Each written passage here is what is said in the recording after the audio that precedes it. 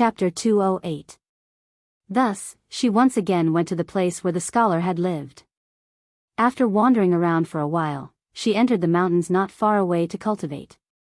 Time passed quickly in the mountains, and several hundred years passed in the outside world. When she came out of the mountains again, she was a beautiful woman who had taken human form. In the past few hundred years, aside from returning to the Fox clan once every 10 years, she devoted herself to cultivating wholeheartedly. When her mother discovered that her daughter's cultivation outside was actually much faster than in the Fox clan, she acquiesced to her daughter's freedom and allowed her to cultivate outside for long periods of time. Another 10 years later, when she returned from the Fox clan, she went to the place where the scholar had lived. To her surprise, she discovered that a new thatched hut had been built there. Hearing the sound of someone reading a book, she could not help but walk over to take a look. When she looked out the window, her body immediately shook. It was another scholar, and he looked very similar to the one from back then. That scholar had suddenly discovered such a beautiful woman and was also dumbfounded. Thus, something happened that caused the entire Fox clan to be enraged. The ancestors of this branch of the Fox clan had passed down a strict rule that no matter if the Fox clan was male or female, they were not allowed to have an ill-fated relationship with any human in the secular world. Otherwise, they would be executed. When she returned to the Fox clan, she knew that she would inevitably die, but who would have thought that she would be saved by the male branch of the Fox clan? The Fox clan was split into two branches, male and female. It had always been the female branch that held the position of clan leader. Who would have thought that the head of the male branch would find her mother, who was the clan leader of the entire Fox clan? He said that he was willing to protect her daughter's life, but the condition was that she would pass on the position of clan leader to the male branch. It was natural for one to lick one's calf, so the female clan leader agreed. As a result, the male branch mobilized a powerful force and used more than half of the people to forcefully violate the rules that had been in place for countless years, finally protecting Bai Sujin's life. She could escape punishment, but she could not escape the fate of being banished. Her mother also passed on the 4 treasures of the Snow clan, which symbolized the authority of the clan leader, to the male branch under great pressure. The male branch finally got his wish and rightfully obtained the position of the clan leader. The rules of the Snow Fox clan that had lasted for countless years were finally broken. Yu Qianqiu knew what happened after that. After listening, Yu Qianqiu couldn't help but sigh. He didn't expect these 4 treasures to have such an origin. No wonder Bai Sujin was so excited. He couldn't help but shake his head and sigh. Since they are the inheritance treasures of your Fox clan, how did they end up here? It must have something to do with the male line of your Fox clan. I don't know. Bai Sujin painfully shook her head and said, "Let me go. I want to go back to the extreme north to take a look. Although I have already been banished from the Fox clan, I want to see what happened to the Fox clan. Why would the inheritance treasures end up in the auction house?" Yu Qianqiu hugged her and sincerely said, "Don't be anxious. Wait until I find out the origin of these 4 treasures. It won't be too late for you to go. Otherwise, you won't be able to come up with any conclusions if you run around without thinking. You have to trust me and wait patiently for a period of time." Bai Sujin clearly didn't want to wait any longer. "Listen to me, okay?" Yu Qianqiu indifferently said to her. Bai Sujin seemed to have no immunity to his words. She dejectedly lowered her head and agreed. Yu Qianqiu suddenly frowned and said, "These 4 treasures have been passed down in your Fox clan for so many years. Could it be that Little Snow is related to your Fox clan?" Bai Sujin, whose emotions had gradually calmed down, suddenly realized that she was in his arms. Her charming face instantly blushed.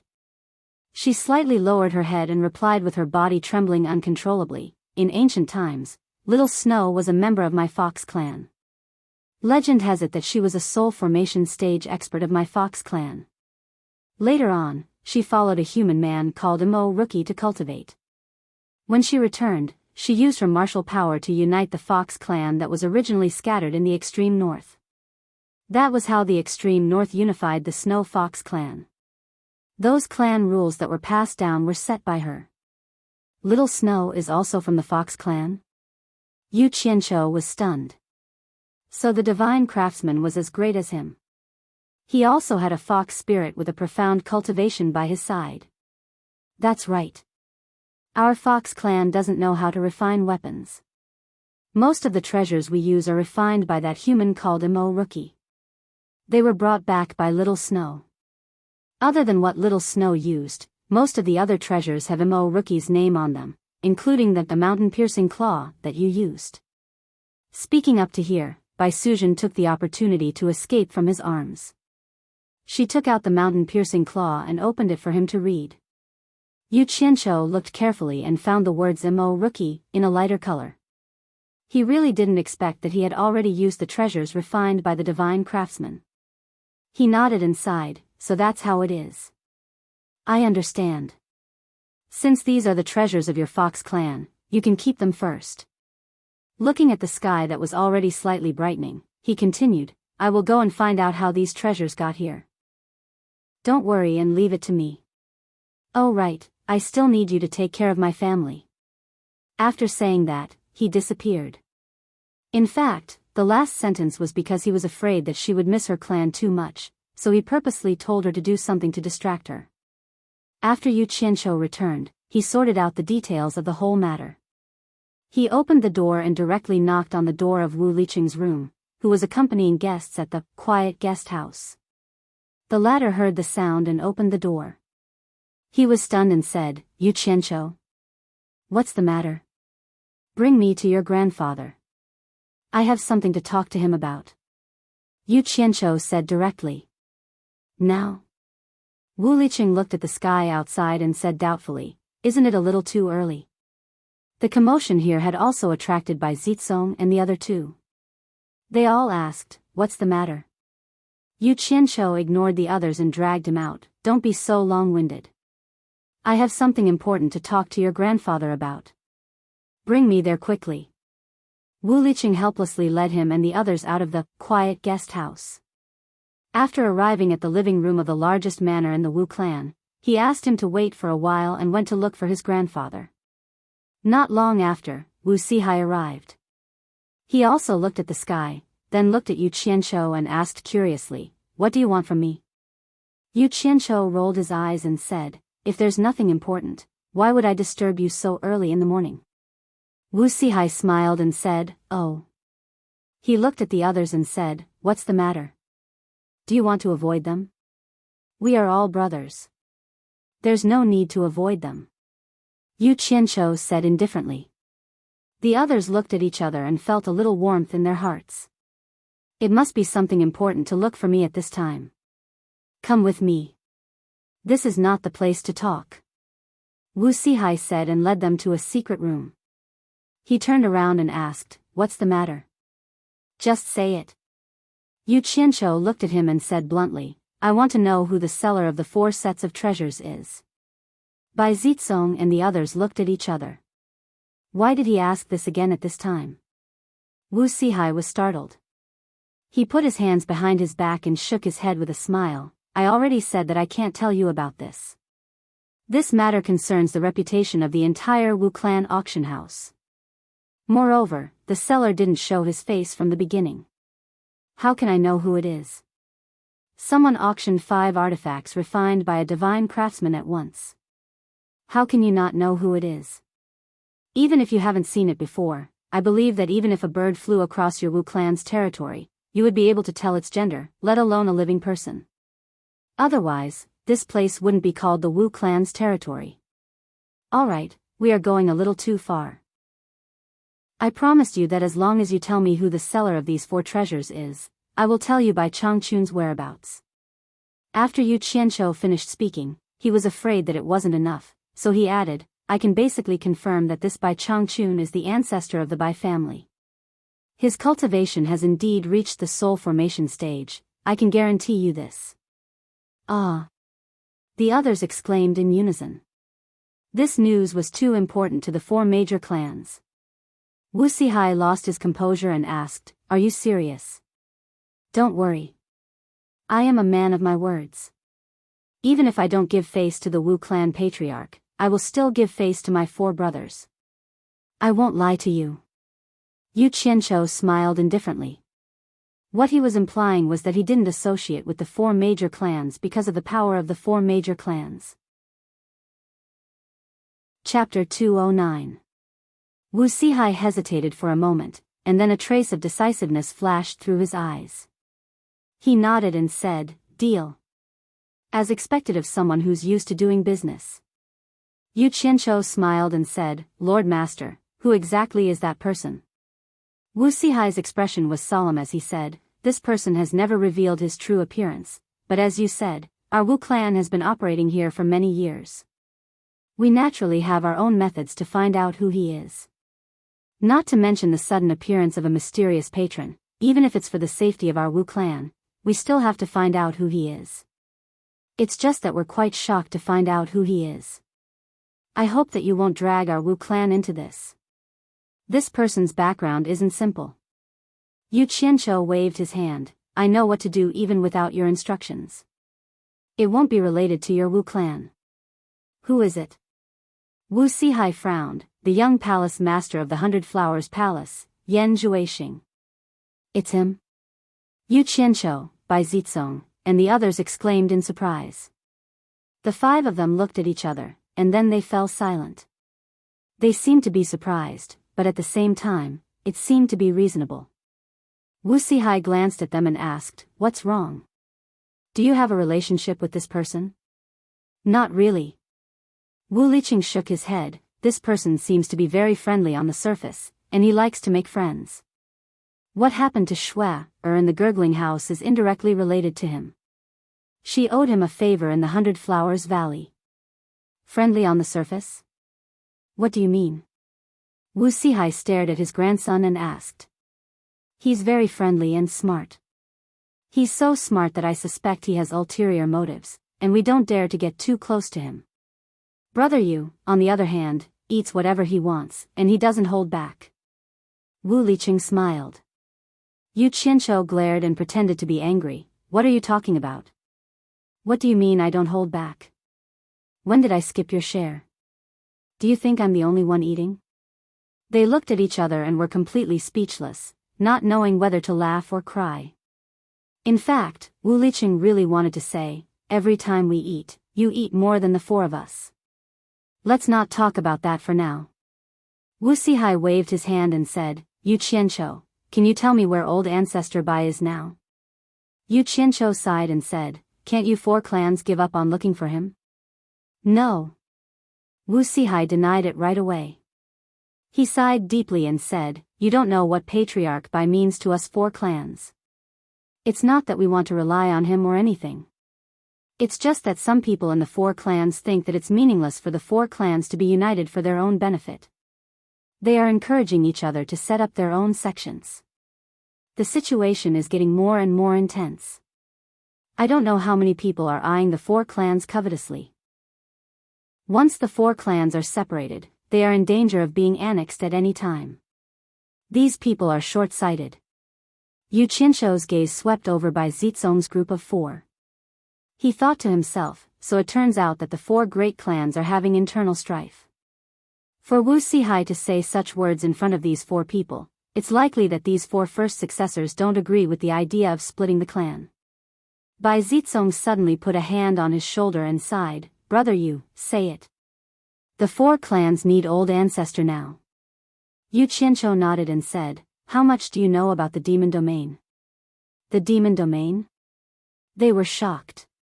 Wu Sihai said in a low voice, "You mean old ancestor is in the demon domain?" "Yes, he is cultivating in seclusion in the center of the demon domain." "Are you sure that you four clans can enter there?" Yu Qianqiu asked. "The center of the demon domain. Why is old ancestor living in seclusion there?" Wu Sihai paced around and pondered. After a long time, he exhaled and said, "Rumor has it that the demon domain has the 10 great demon kings and the ghost king. All of them have extraordinary cultivation. I have never heard of anyone who can enter the center of the demon domain. My clan may not be able to do it, but with the strength of the four clans, it shouldn't be a problem." "Hee hee." Yu Qianqiu sneered disdainfully. "You four clans want to go deep into the center of the demon domain? The top 3 sects of the righteous and demon sects combined only dared to stay on the sky cloud peak, which was not far from the periphery of the demon domain. They didn't dare to go too far away from the sky cloud peak during the trial. Seeing him sneer, Wu Sihai was startled and said, "Do you think that the 4 clans can't reach the center of the demon domain?" Yu Qianzhou sneered and said, "I don't know how strong the 4 clans are, but I know that you are dreaming. You are talking about something that the 4 clans can't do. Not to mention the 4 clans, even if the entire Huaxia Empire were to join forces, they might not be able to enter the center of the demon domain." Bai Zizong and the others were shocked, but Wu Sihai shook his head and said, "Yu Qianzhou, do you know how big the Huaxia Empire is? How many cultivators are there?" Yu Qianzhou said expressionlessly, "I don't care how big the Huaxia Empire is, but I know that the entire demon domain has a radius of tens of millions of miles. It is at least several times the size of the Huaxia Empire." "Hey! The demon domain has such a large area?" Wu Sihai was startled, then he changed the topic and said with a smile, "Although the demon domain is powerful, don't underestimate the cultivation world of the Huaxia Empire. It is different from what you see on the surface." According to the information collected by the Wu clan over the years, there are hundreds of cultivators in the final stage of the passing calamity stage who rarely show themselves. If these people join forces, where can't we go? The 10 great demon kings and the 10 ghost king can't stop them. Humph. Yu Qianzhou snorted and said, "Old master, do you really think that the entire demon domain only has the 10 great demon kings and the 10 ghost king?" Isn't it?" Wu Sihai asked. "Old master, I told you where the ancestor of the Bai clan is, so there is no need to talk nonsense. However, for the sake of my 4 brothers, there are some things I still have to remind your 4 clans." After a pause, Yu Qianzhou said word by word, "Old master, listen carefully. The periphery of the demon domain is guarded by the 10 great demon kings and the 10 ghost king. A demon king and a ghost king jointly control a territory. The demon king is in charge of the yang, and the ghost king is in charge of the yin. This is the periphery, and the inside is the most chaotic and dangerous place in the demon domain. There are probably nearly 10,000 demon kings and ghost king who have reached the final stage of the passing calamity stage. As for the other countless demons and ghosts, it is needless to say. Hee. Old master, do you still think the power of your 4 clans can enter the central area of the demon domain? I'm afraid that none of you can come out alive." They were stunned. Wu Sihai swallowed and said, "Nearly 10,000 demon kings and ghost king. How is this possible? If the demon domain had such strength, wouldn't it have occupied the human territory a long time ago?" Humph. There are naturally secrets that outsiders don't know. Maybe you will have a chance to find out in the future. That's all I have to say, the 4 clans should know." Yu Qianzhou cupped his hands and said to Bai Zizong and the others, "Thank you for your hospitality these days. I have something to do and have to leave. My 4 brothers, goodbye." "Wait." Wu Sihai stopped him and frowned. "According to what you said, the 4 clans have no chance to find the ancestor at all. But I have never heard of what you said. Why are you so familiar with the situation of the demon domain?" Chapter 210. He was doubting what he had said. Yu Qianzhou smiled, "It's okay if you haven't heard of it. You'll know when you get to the monster ghost region." "You're so sure? Have you gone deep into the monster ghost region?" Wu Sihai asked. Yu Qianzhou's heart skipped a beat. He curled his lips and said, "I can't say deep. I've been touring around the monster ghost region for a few days. I just have some friendship with the ghost king that you mentioned." They were shocked again. This guy's secrets had been peeled off one layer after another. Wu Sihai put on a look of disbelief and said, "As far as I know, the 10 great monster kings and the 10 ghost kings never interact with people from the outside world. You said that you have some friendship with them. Forgive me for finding it hard to believe. I even doubt that what you said about the Bai clan's ancestor is true." Bai Zizong and the other 3 looked at Wu Sihai in surprise. They wondered why he would say such rude words. Yu Qianqiu smiled calmly. Old man, what I said is true. I can't help it if you don't believe me. Time is the best proof. In short, I have a clear conscience. Wu Sihai looked at him and said, You said that you have some friendship with the Ghost King of the Monster Ghost region. Do you have any evidence that can convince me? If you do, you can show me. It will make me feel at ease. Old fox. Yu Qianqiu sneered secretly. He scratched his head and smiled bitterly. I really don't know how to prove it. Old man, among the 10 ghost kings of the Monster Ghost region, there's a ghost general called the Ghost King. Have you heard of him? The ghost general of the Monster Ghost region. He was born at the wrong time. Even after his death, he is always in pain and regrets. He cries every night. Wu Sihai paced and murmured. He suddenly turned around and said, The ghost general should be the Ghost King. If you are talking about him, I have heard of him. This ghost general seems to be the only well-known ghost king in the Huaxia cultivation world. You mean him? Do you have some friendship with the ghost general? Bai Zitsong and the others looked at Yu Qianqiu. The latter nodded and said, It seems that only he is known in the Huaxia cultivation world. I have some friendship with him and I have some evidence. I just don't know if you believe me. Wu Sihai raised his eyebrows. Then he calmed down and said calmly, Then you might as well say it first. It seems that if I don't tell you something, you will treat me as a liar. But let me make it clear in advance. There are some things that only the 4 families know. Don't tell it to anyone else. Otherwise, don't blame me for not warning you when you get into trouble. Yu Qianqiu warned him deliberately. Of course. Wu Sihai nodded repeatedly. His eyes had lit up because of his words. Maybe he could know some unknown secrets. People were born to be curious. Yu Qianqiu nodded slightly and said slowly, This ghost general was a general who fought with the ancestors of the Li family in the previous dynasty. He was defeated and died. By chance, he became a ghost cultivator. After his cultivation was successful, he gathered his old subordinates who died in the battle and gathered hundreds of thousands of ghost cultivators. Finally, he became a ghost king of the Monster Ghost region. His original name is Meng Yan. What? The ghost general is Meng Yan? Wu Sihai suddenly lost his voice. Yu Qianqiu was stunned and said, Why? You know him? But in his heart, he muttered, That's impossible. Wu Sihai said in a deep voice, In history, there was indeed an iron-blooded general who fought with the Li clan's ancestors for the world. His name was Meng Yan. He was supposed to be the winner, but because the cultivation world intervened in the war, he died with a grudge. Heh. Your Fu Xian Island is the culprit. Continue with what you said. So it was history. Yu Qianqiu rolled his eyes for free and continued, Meng Yan had a beautiful concubine named Yu Ji.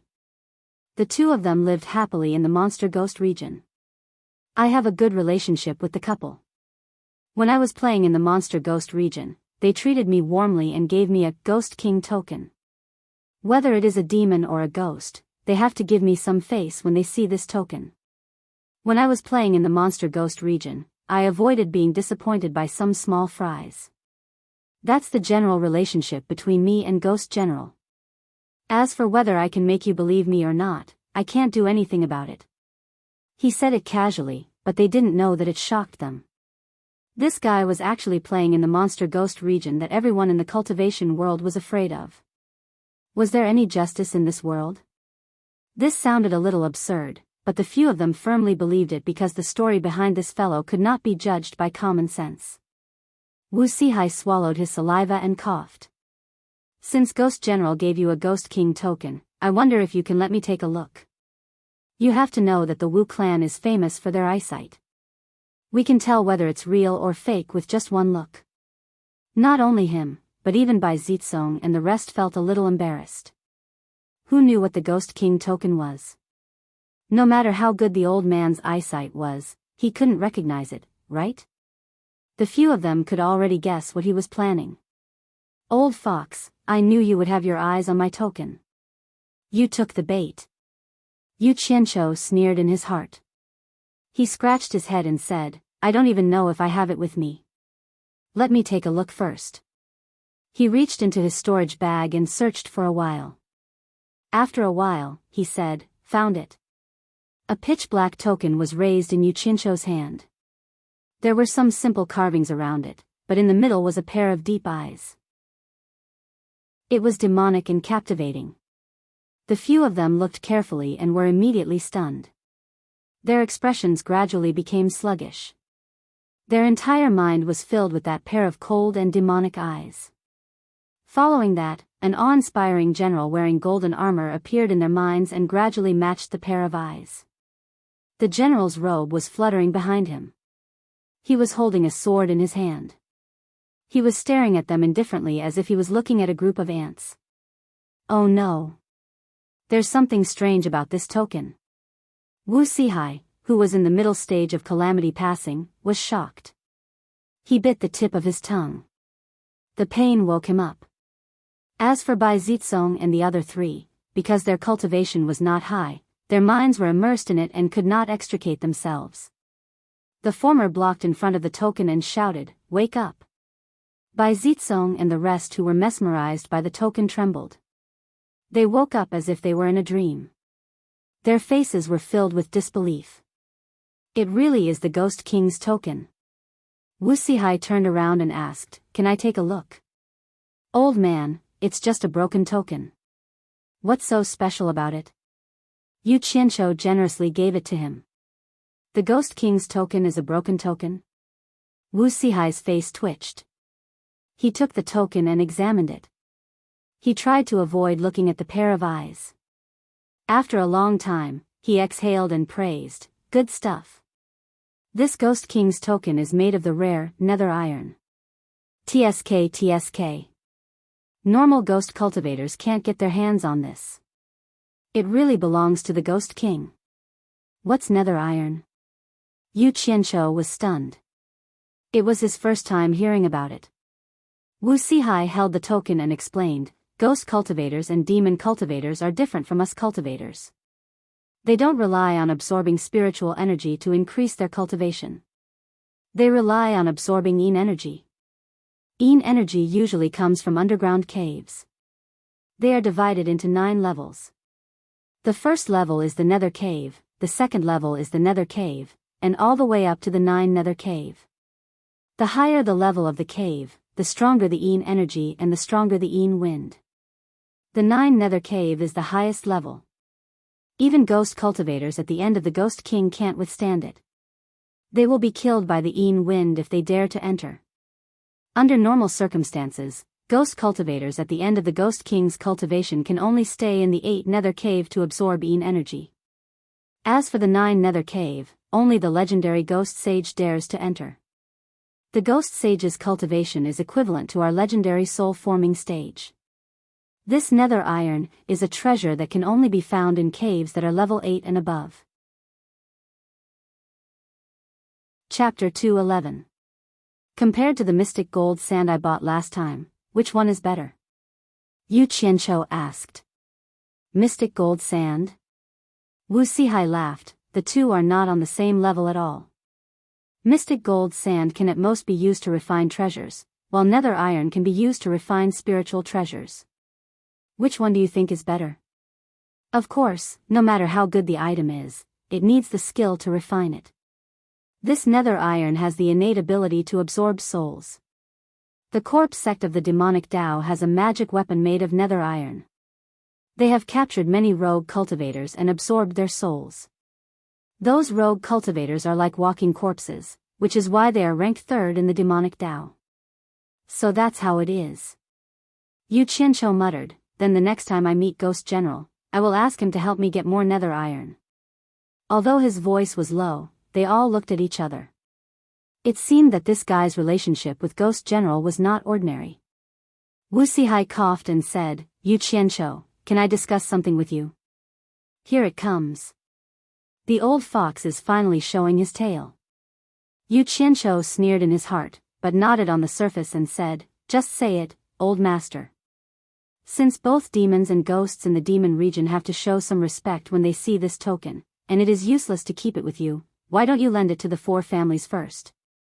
We will return it to you after we find the old ancestor. We will definitely thank you after that. What do you think? Wu Sihai said a little unnaturally. After a long time, they finally got to the point. Bai Zitsong and the other 3 turned their heads to the side as if nothing had happened. In fact, if you paid attention, you could see that they were a little embarrassed. Old Master, that's a good idea. Yu Qianqiu took the token from his hand and threw it directly into the storage bag. He smiled and said, "It's not that I don't want to lend it to you, but this token is useful to me, but it is useless to you." Wu Sihai watched helplessly as the Ghost King token was taken away. He even had the urge to snatch it back. Suppressing his emotions, he frowned and asked, "Why do you say that?" "When Meng Yan gave me the token, he told me again and again not to give it to anyone else. If the 4 great clans go to the demon ghost region and flash the Ghost King token, I believe it won't take long for Meng Yan to find out. Once he finds out that the token is in your hands, he believed that Meng Yan's hundreds of thousands of troops were not just for show. At that time, in a fit of rage, Meng Yan has many experts under him. If Old Master thinks that the 4 great families can fight against Ghost General, I can let you try. What I'm afraid of is that this token won't be of any help to you. It would be bad if you end up attracting even more trouble. That fellow Meng Yan's temper wasn't good." There was also the Demon King Aoli, who shared the same roots as him. "Old Master, I advise you to give up on this idea." Yu Qianqiu shook his head and smiled. Wu Sihai was a little dumbfounded. He had calculated for a long time and thought that he was close. Who knew that his dream would be destroyed by Yu Qianqiu? After a while, he pretended to be nonchalant and asked, "Who is the Demon King Aoli? One of the 10 great demon kings? Is his relationship with Ghost General good?" Yu Qianqiu nodded and said, "Yes. He is one of the 10 great demon kings. He is the lord of a territory with Ghost General. The 2 of them are like brothers. One is in charge of Yang, and the other is in charge of Yin. Ma Jiugu of supporting Immortal Island was defeated by him. Even Ma Jiugu of supporting Immortal Island, who is in the late tribulation passing stage, is no match for Demon King Aoli." Wu Sihai could no longer pretend, and his face twitched. It should be known that Ma Jiugu was the #1 expert not only in supporting Immortal Island, but also in the entire Chinese cultivation world. Her Demon Slayer wand was rarely matched. Unexpectedly, she was defeated by a Demon King who is also in the late tribulation passing stage. The 10 great demon kings of the Devil Domain were indeed worthy of their reputation. Wu Sihai sighed softly and looked a little dispirited. One Ghost General was already difficult to deal with. Now there was Demon King Aoli, and there were many Ghost King and Demon Kings. It seemed that even if he knew the whereabouts of the ancestor, it would be difficult to meet him again. Seeing him in a daze, Yu Qianqiu laughed inwardly, but he still put on a serious face and said, "Old Master, you don't need to be discouraged. If you really want to go, at worst, I'll accompany your 4 great families to the demon realm after I finish my business." Wu Sihai's eyes lit up and said, "Are you serious?" "What do you mean by serious?" Yu Qianqiu sneered and pointed at Bai Zitsong's group of 4. He said, "I only made this trip because of my 4 brothers. Do you think I have nothing better to do after eating my fill?" Bai Zitsong and the other 3 were delighted. They exchanged glances and cupped their fists to thank him. Wu Sihai said happily, "What do you want to do? Our 4 families may not be comparable to supporting Immortal Island, but we have some ability. Do you need our help?" "Sure." Yu Qianqiu touched his nose and said seriously, "Using the 4 families is making a mountain out of a molehill. It's enough with your Wu family's help. Old Master, can you help me ask Yan Juixing of 100 Flower Palace where he got the 4 treasures of Shao Shui?" Wu Sihai's smile froze on his face. After a while, he said awkwardly, "It's not convenient for my Wu family to take action. Is there anything else that you need my Wu family's help with?" Yu Qianqiu waved his hand indifferently and said, "Forget it. I'll look for you when I have something else. Just don't shirk it again." Hee hee. "I'll help as long as I can." Wu Sihai smiled awkwardly.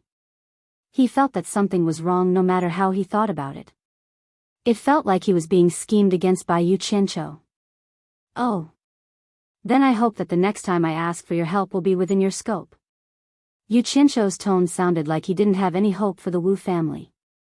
The more they talked about it, the more embarrassed Wu Sihai felt. He immediately changed the topic and said, "Why do you want to know where the 4 treasures came from?" Yu Qianqiu squinted his eyes and didn't hide anything. He said in a deep voice, "There's a demon clan in the extreme north called the Snow Fox Clan.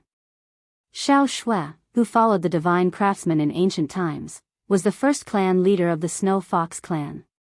The 4 treasures that the divine craftsman refined are the tokens of the Snow Fox Clan's clan leader. I want to know how the treasures of the Snow Fox Clan ended up in Yan Zhuixing's hands." "Ah. Xiao Shui's from the demon clan?" Wu Sihai was surprised. Bai Zizong and the other 3 looked at each other. Bai Zizong then asked, "The extreme north should be out of the Hua Xia Empire's territory. How do you know about it?" "I just heard about it. I was once entrusted by someone and nearly forgot about it. I only recalled it last night and came to ask you about it." Yu Qianqiu casually said a few words and cupped his hands. "Let's not talk anymore. I will make a trip back to the 100 Flowers Valley first. I will come back to discuss with the 4 major clans about the trip to the demon region." "Wait. I have something to tell you." Wu Sihai stopped Jiang Yi and hesitated for a moment before speaking. "My Wu clan already knows about the Yu clan's matter in Swallow Zicheng. I believe the other factions will know soon, too. I believe the supporting Immortal Island won't be an exception. There's also on Kwangsung. I reckon they won't let you off so easily. You better be careful." Chapter 212. There was a short moment of silence in the secret room. Apart from the Wu clan's grandfather-grandson duo and Yu Qianqiu, Bai Zizong and the others were confused and didn't know what kind of riddle they were playing. Yu Qianqiu's thoughts were spinning rapidly. Even the Wu clan knew about his background, and the supporting Immortal Island naturally wouldn't be able to hide it from them. He sneered and said that Lu Chongqing was courting death. He actually dared to extend his claws to my clansmen in the secular world. If I don't kill him, should I let him off? If it's a blessing, it won't be a calamity, and if it's a calamity, it can't be avoided. I hope that An Kwangsung knows his place and doesn't provoke me again. If he angers me, I will remove An Kwangsung's name from the cultivation world." His words contained traces of chilling intent, and everyone quivered. Bai Zizong, Tan Fei, and Jing Zuo looked at one another in dismay. An Kwangsung's patriarch, Lu Chongqing, was actually killed by him.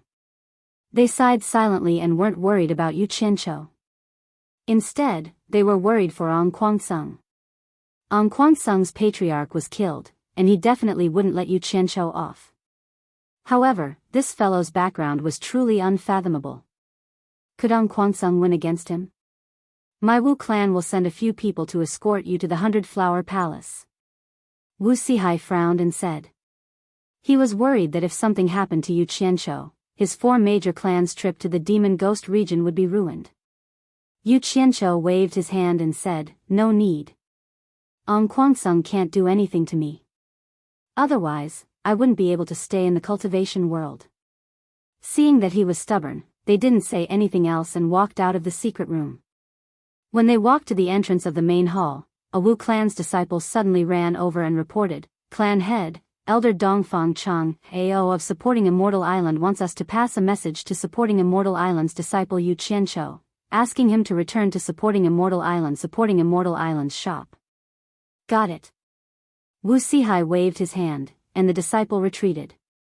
After confirming that Yu Qianqiu wanted to go back immediately, he cast a spell to the guards on the nearby tower, asking Wu Licheng and the other 3 to lead Yu Qianqiu and fly out on their flying swords.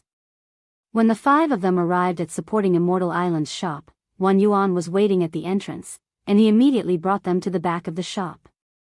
Dongfang Cheng Ao was standing in the courtyard with his hands behind his back, and there were two other elders who came with him on both sides. Yu Qianqiu quickly bowed to the three of them, and Bai Zizong and the other three bowed in turn and said, "The four major clans Bai Zizong, Tan Fei, Jingzhua, and Wu Licheng, greet the three seniors." The elders on both sides held the armrests of the four of them, indicating that they didn't need to be overly courteous. At this moment, Dongfang Cheng Ao turned around and looked at Yu Qianqiu, and he said in a deep voice, "Yu Qianqiu, why do you have trouble wherever you go?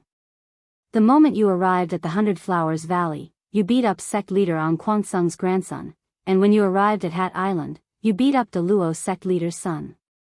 Do you think that you haven't caused enough trouble for supporting Immortal Island?" "Elder Dongfang, I was forced to do this. These two people really deserved a beating, and they were the ones who started it both times. I was just defending myself, otherwise, would have lost face for supporting Immortal Island," Yu Qianqiu said with a little grievance. Bai Zizong and the other three were stunned. How was this still the arrogant Yu Qianqiu? Yuan didn't say a word. The other two elders looked at each other, and their lips curled into a smile. They were actually very satisfied with Yu Qianqiu's way of doing things. During this period of time, the whole cultivation world was talking about how this disciple of supporting Immortal Island was doing, beating up this sect leader's son, and then beating up that sect leader's son. Good. He really made supporting Immortal Island proud. I won't talk about the past. Tell me honestly, did you get into trouble again? Dongfang Cheng Ao stared at him and asked. Yu Qianqiu scratched his head and said, "No. I have been staying in the Wu clan, and apart from beating up that Luo Xiaohan, I didn't do anything else." "Then why did An Kwangsung's old ancestor Qing Nu personally come to supporting Immortal Island to look for you, and even made the sect leader send a message to bring you back to supporting Immortal Island immediately?" Dongfang Cheng Ao shouted. It was exposed. Bai Zizong and the other three secretly exchanged glances. Yu Qianqiu was stunned, and he said, "An Kwangsung's old ancestor Qing Nu? I don't even know him, why is he looking for me?" He thought to himself, "I have never heard of this person in An Kwangsung. Am I asking you, or are you asking me?" Dongfang Cheng Ao shouted again. Yu Qianqiu said with a bitter face, "Elder Dongfang, I am innocent. These few days, I have been following the four major clan successors closely, and I didn't do anything. If you don't believe me, you can ask them." Bai Zizong and the other three nodded, and they immediately cupped their fists in unison and said, "Elder Dongfang, the four of us can testify for Brother Yu. These few days, he really didn't do anything out of line." The successors of the four major clans still had some weight. Dongfang Cheng Ao looked at them, stood there for a moment, and said in a deep voice, "Follow me back to supporting Immortal Island first, we can talk about anything else when we get back." An elder at the side took out a flying artifact that looked like a small boat, and Yu Qianqiu obediently jumped onto it under everyone's gaze. After Dongfang Cheng Ao and the other two got on the boat, the small boat turned into a stream of light and flew away, leaving the people in the courtyard to send them off. Riding the wind, breaking through the clouds, they flew across the sky. Yu Qianqiu sat alone at the end, thinking about how to explain when he got back. An Kwangsung's old ancestor Qing Nu came to supporting Immortal Island. Needless to say, Lu Changqing's matter was exposed. Sigh. Looks like the matter of finding Yan Zhuixing will have to be postponed. When they returned to supporting Immortal Island, the small boat directly landed in front of Penglai Pavilion, and they got off. Dongfang Cheng Ao led him upstairs, and the other two didn't follow. They didn't go to the sect master's room, but to a large room that was used to receive guests. As soon as they entered, Yu Qianqiu realized that the atmosphere inside was a little strange, and he secretly thought that something was wrong. After Dongfang Cheng Ao reported to the sect master, he also bowed to everyone. When he retreated to the side, the room was full of familiar people, including Master Guan Weiwu and Ferdinand. The two of them looked at him with a strange expression, but he didn't see a tall, white-haired old man in a green robe. He was standing beside sect master Feng Xiangtian, sizing him up. He must be Ang Kuansung's old ancestor. Qin Nu. Feng Xiangtian frowned and said, "Yu Qianqiu, do you know your mistake?" "I know my mistake." Yu Qianqiu hurriedly bowed. Everyone in the room was stunned, but they heard him say, "Disciple shouldn't have caused trouble outside and brought trouble to the sect. Sect master, please give disciple another chance. Disciple will definitely change for the better." "So, did you really kill Ang Kuansung's sect master Lu Changqing?" Feng Xiangtian said in a deep voice. Dongfang Chang Ao was shocked. He suspected that Yu Qianqiu had caused trouble again, but he didn't expect that he killed Ang Kuansung's sect master. How was that possible? "Ah! I killed Ang Kuansung's sect master?" Yu Qianqiu was stunned, and he said after a long time, "Sect master, did I hear it wrong? Did you say that I killed Ang Kuansung's sect master? Isn't that so?" Feng Xiangtian scoffed. "The matter has been investigated clearly, and you still want to quibble? Sect master, you must be mistaken. How could I kill Ang Kuansung's sect master?" Yu Qianqiu argued. Chapter 213. Feng Xiangtian said in a deep voice, "Looks like you're going to resist till the end and refuse to admit it?" Yu Qianqiu stood there with a wronged look and didn't say a word. It was as if he didn't do it. How could he admit it? "You were originally a disciple of Ang Kuansung. Why did you join Fu Xian Island? Speak. What are your intentions?" Feng Xiangtian shouted. Although he said that, he couldn't bear it in his heart. Such a rare and good seedling was going to be destroyed here. Damn it. I'm exposed. Yu Qianqiu didn't reply to him. Instead, he turned around and bowed deeply to Guan Weiwu. With a distressed expression, he said, "This disciple was originally a commoner in the mortal world. My family was quite wealthy, and I originally wanted to live a carefree life. Fortunately, my ancestors saved Ang Kuansung's sect master, Lu Changqing. In order to repay the kindness, Lu Changqing brought me to Ang Kuansung to cultivate even though I didn't have a spiritual root to cultivate. Then, I became master and disciple with sect master, Hao Sansi. Under the encouragement of my master, this disciple concentrated on training day and night, not daring to slack off for even a day. Perhaps it was heaven rewarding the diligent. I was a disciple of the Azure Light sect who had no spiritual roots and was humiliated by my fellow disciples. One day, I was enlightened and stepped into the refining chi stage. This should have been a happy event, but who would have thought that my master would warn me not to reveal a bit of my cultivation in front of others? At that time, this disciple didn't understand. Later, because my master was attacked and died, I was so angry that I exchanged a palm strike with the head's grandson Lu Jingguang and revealed my cultivation. Afterwards, I understood why my master repeatedly warned me not to reveal my cultivation. Yu Qianqiu looked at everyone and bowed to Guan Weiwu again. "Sect master, Lu Changqing kept sending elders to ask me to reveal my cultivation secrets. But how could I have any cultivation secrets? I only know how to make up for my lack of cultivation with diligence. Because of this, I was demoted to a spirit stone mine to do hard labor. It was only a day after my master passed away. They couldn't wait any longer. So be it if you have to do hard labor. But the sect leader didn't want to let me go. He sent Elder Lu Wanxian to threaten and bribe me. I almost died in his hands several times, but I didn't know any cultivation secrets. How could I tell him? Then, one day, the magic illusion palace attacked the spirit stone mine. The dignified elder of the Ang Kuansung, Lu Wanwan, used me as a shield in order to escape. Fortunately, this disciple was lucky enough to survive. Looking at the whole spirit stone mine, I was disheartened and didn't think about cultivation anymore. So, I left quietly, thinking that it was just a nightmare and that I never came to Ang Kuansung.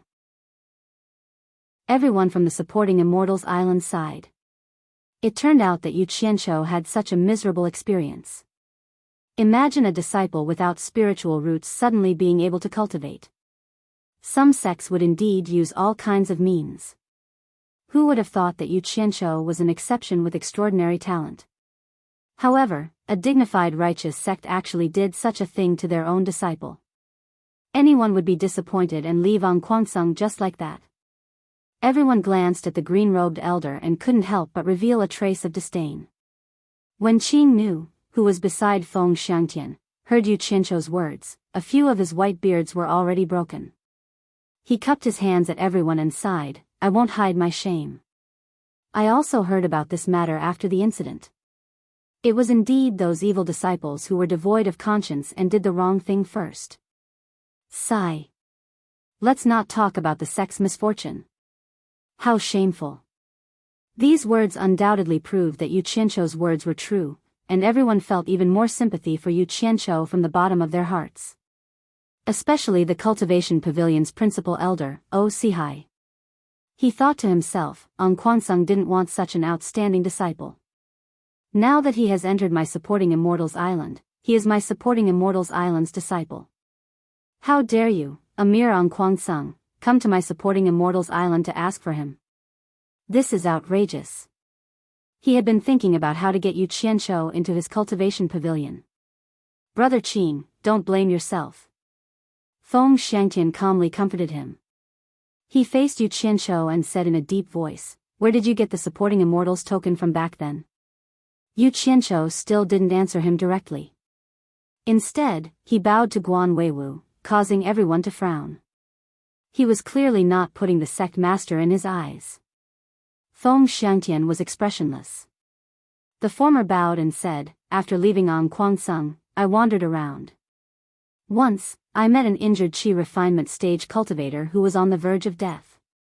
Unfortunately, I couldn't save him no matter how hard I tried. Before he died, he said that he was originally a disciple expelled by Supporting Immortals Island. His name was Ji Wushuang. He gave me a token to repay my kindness and said that I could join Supporting Immortals Island with this token. I originally gave up on the idea of cultivating, but when I heard that it was the world's largest sect, I couldn't help but want to give it a try. In the end, I became a disciple of Supporting Immortals Island." Ji Wushuang? Feng Xiangtian frowned. He looked around and asked, "Is there a disciple called Ji Wushuang among the expelled disciples?" O Sihai suddenly sighed and said, "Sect Master, Yu Qianzhou is right. There was a disciple who was expelled from the sect called Ji Wushuang. He was a disciple of the Cultivation Pavilion. He was the grandson of the late Elder Ji. His father died in battle for Supporting Immortals Island. I didn't expect." Sigh. Elder Ji's grandson? 3 generations of his grandfather and grandson are all dead? Feng Xiangtian paused. Everyone looked at each other in dismay. Their expressions were a bit sad. The disciples who were expelled from the sect didn't have a good ending. They didn't think that even the grandson of a dignified elder of the Cultivation Pavilion would end up like this. The elders who were able to hold the Immortal Supporting Medallion were all senior elders.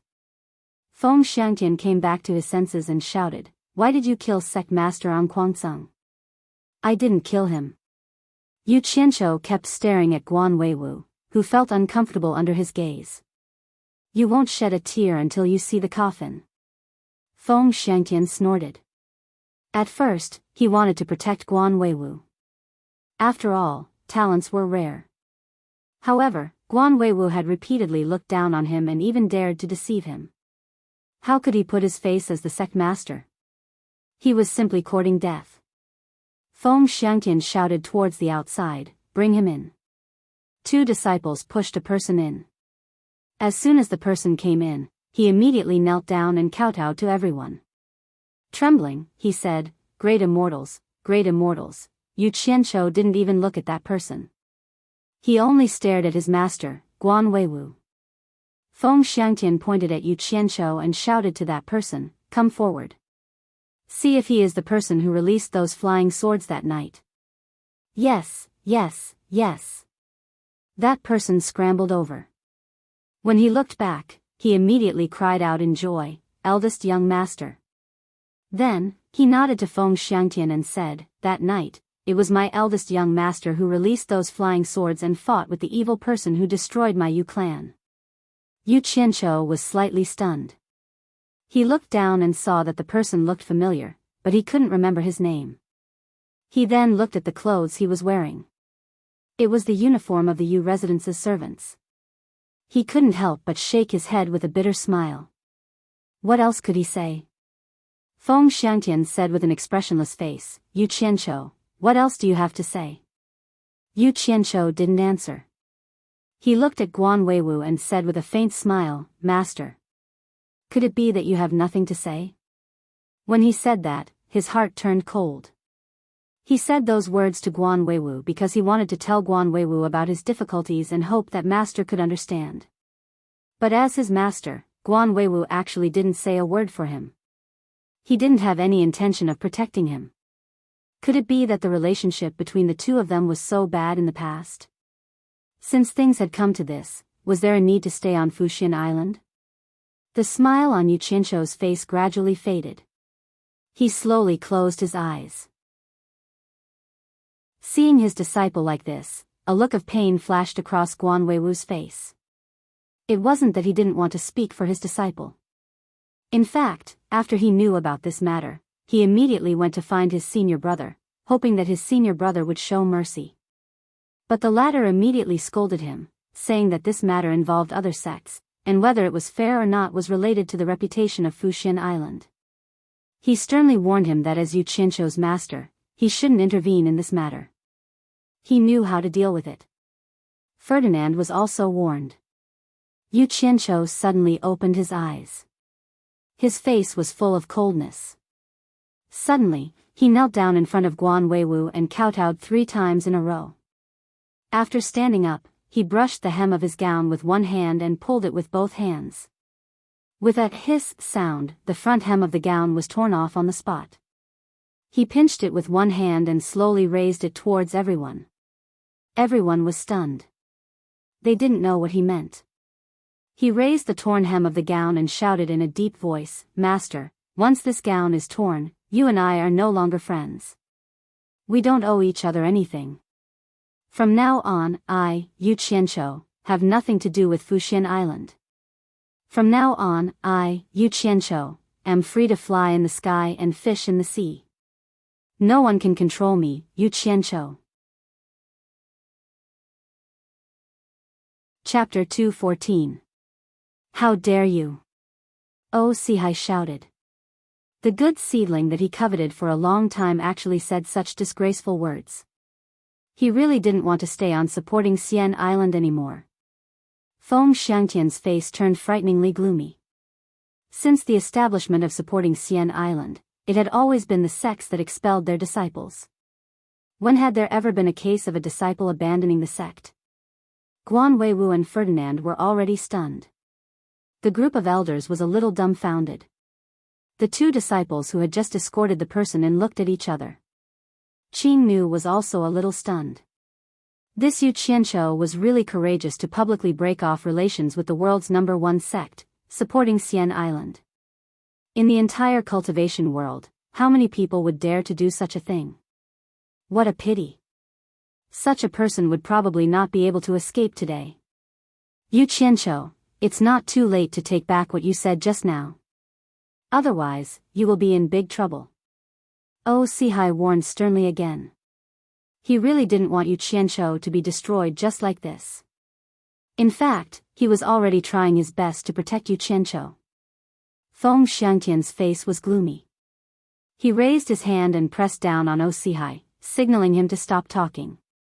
However, he didn't know that Yu Qianqiu had already made up his mind. His initial respectful look was already gone. He straightened his back and shook his head indifferently. Spilled water can't be retrieved. The words that I, Yu Qianqiu, said are like spilled water. There's no way to take them back. Spilled water can't be retrieved. Feng Xiangtian looked around and sneered. I announce that from today onwards, Yu Qianqiu will be expelled from supporting Xian Island. His life or death has nothing to do with supporting Xian Island anymore. Foreign Affairs Palace immediately spread the news to the entire cultivation world.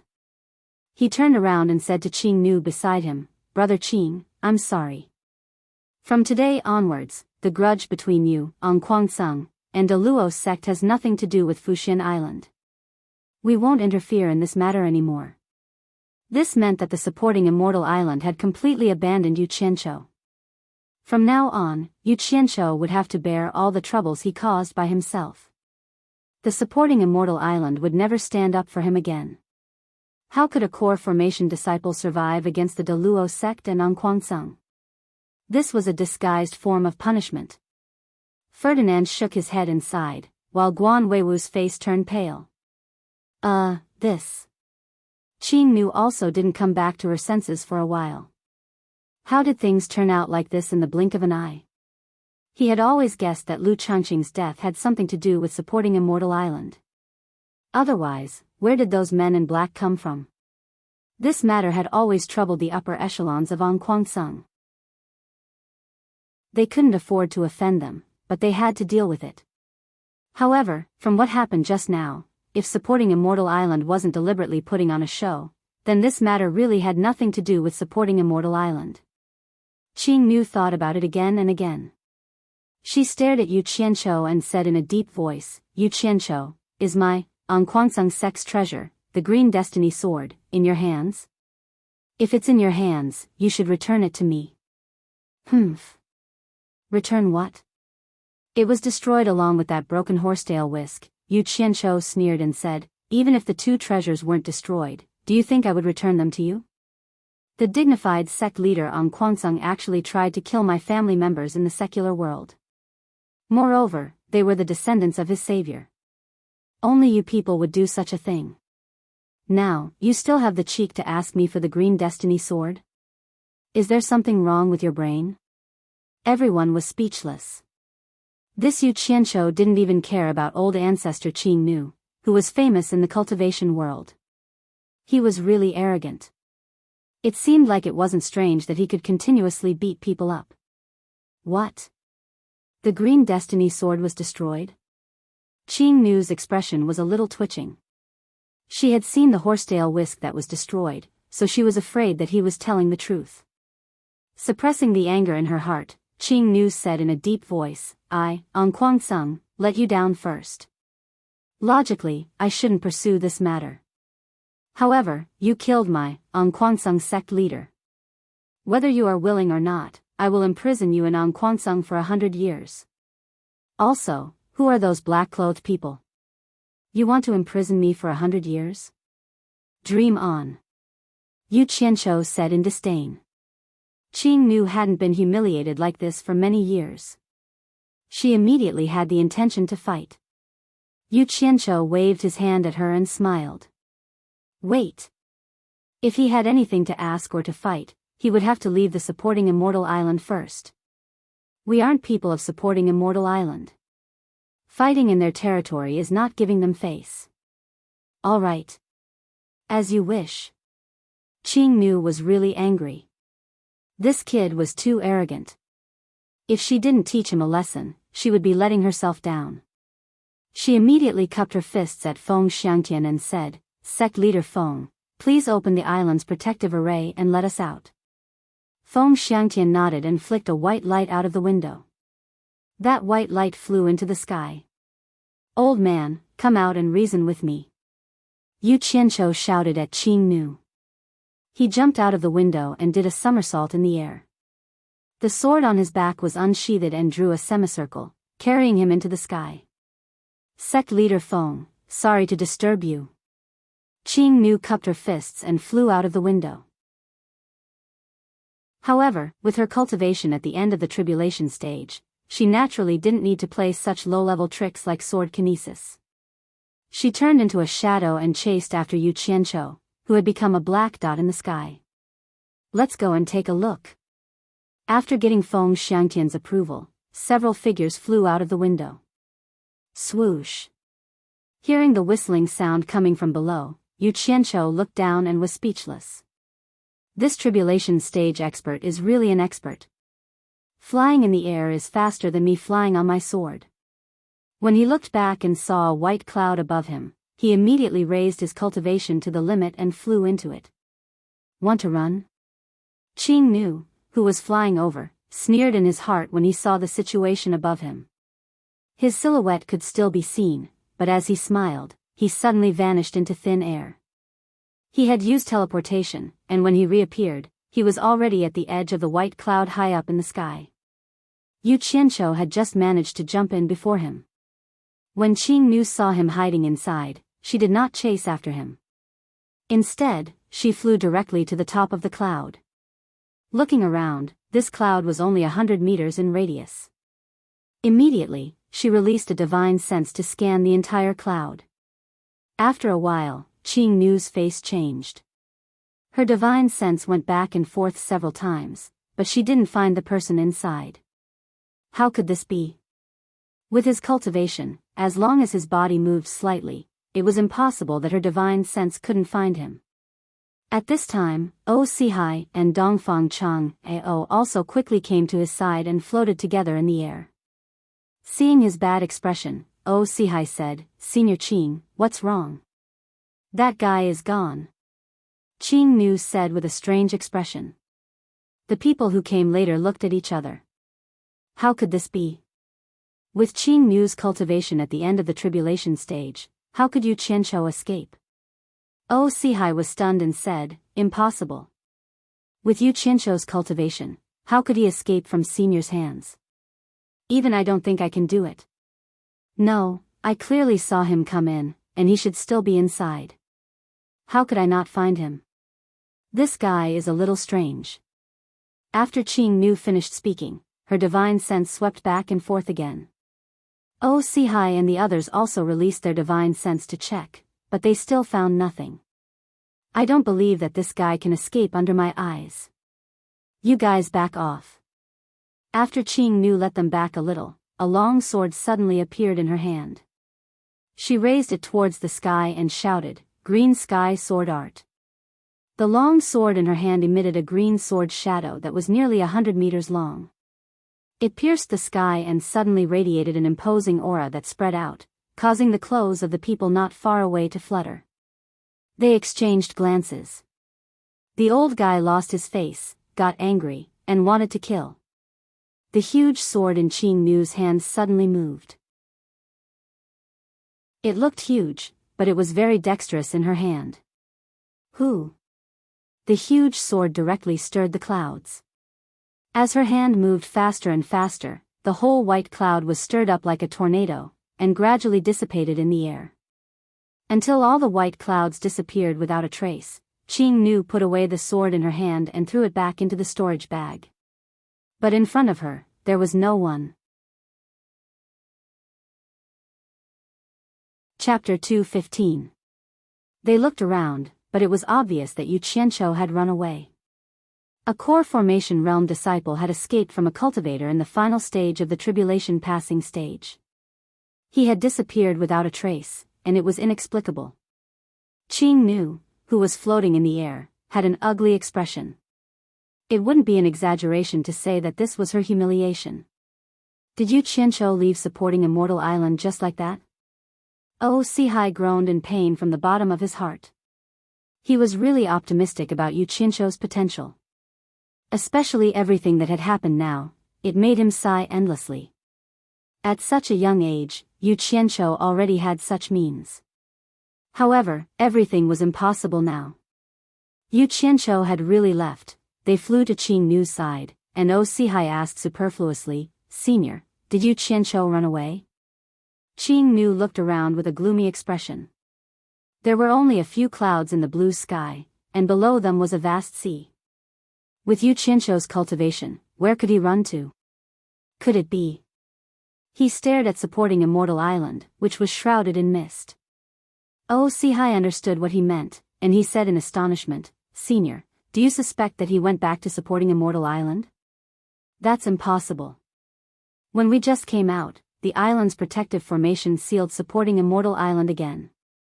He can't go back." "Why don't Senior go back to supporting Immortal Island to look for him?" Qing Nu did have that thought, but even if Yu Qianqiu went back to hide, what right did he have to search supporting Immortal Island? He pondered for a moment, shook his head, and said, "There's no need. There's still a long way to go. I don't believe that this brat will never show himself in the cultivation world. Please bid farewell to sect leader Feng on my behalf. I won't go down anymore. With that said, he flew away without looking back, disappearing into the distance in the blink of an eye. The few of them sent him off with their gazes before exchanging glances. All of them shook their heads and smiled bitterly.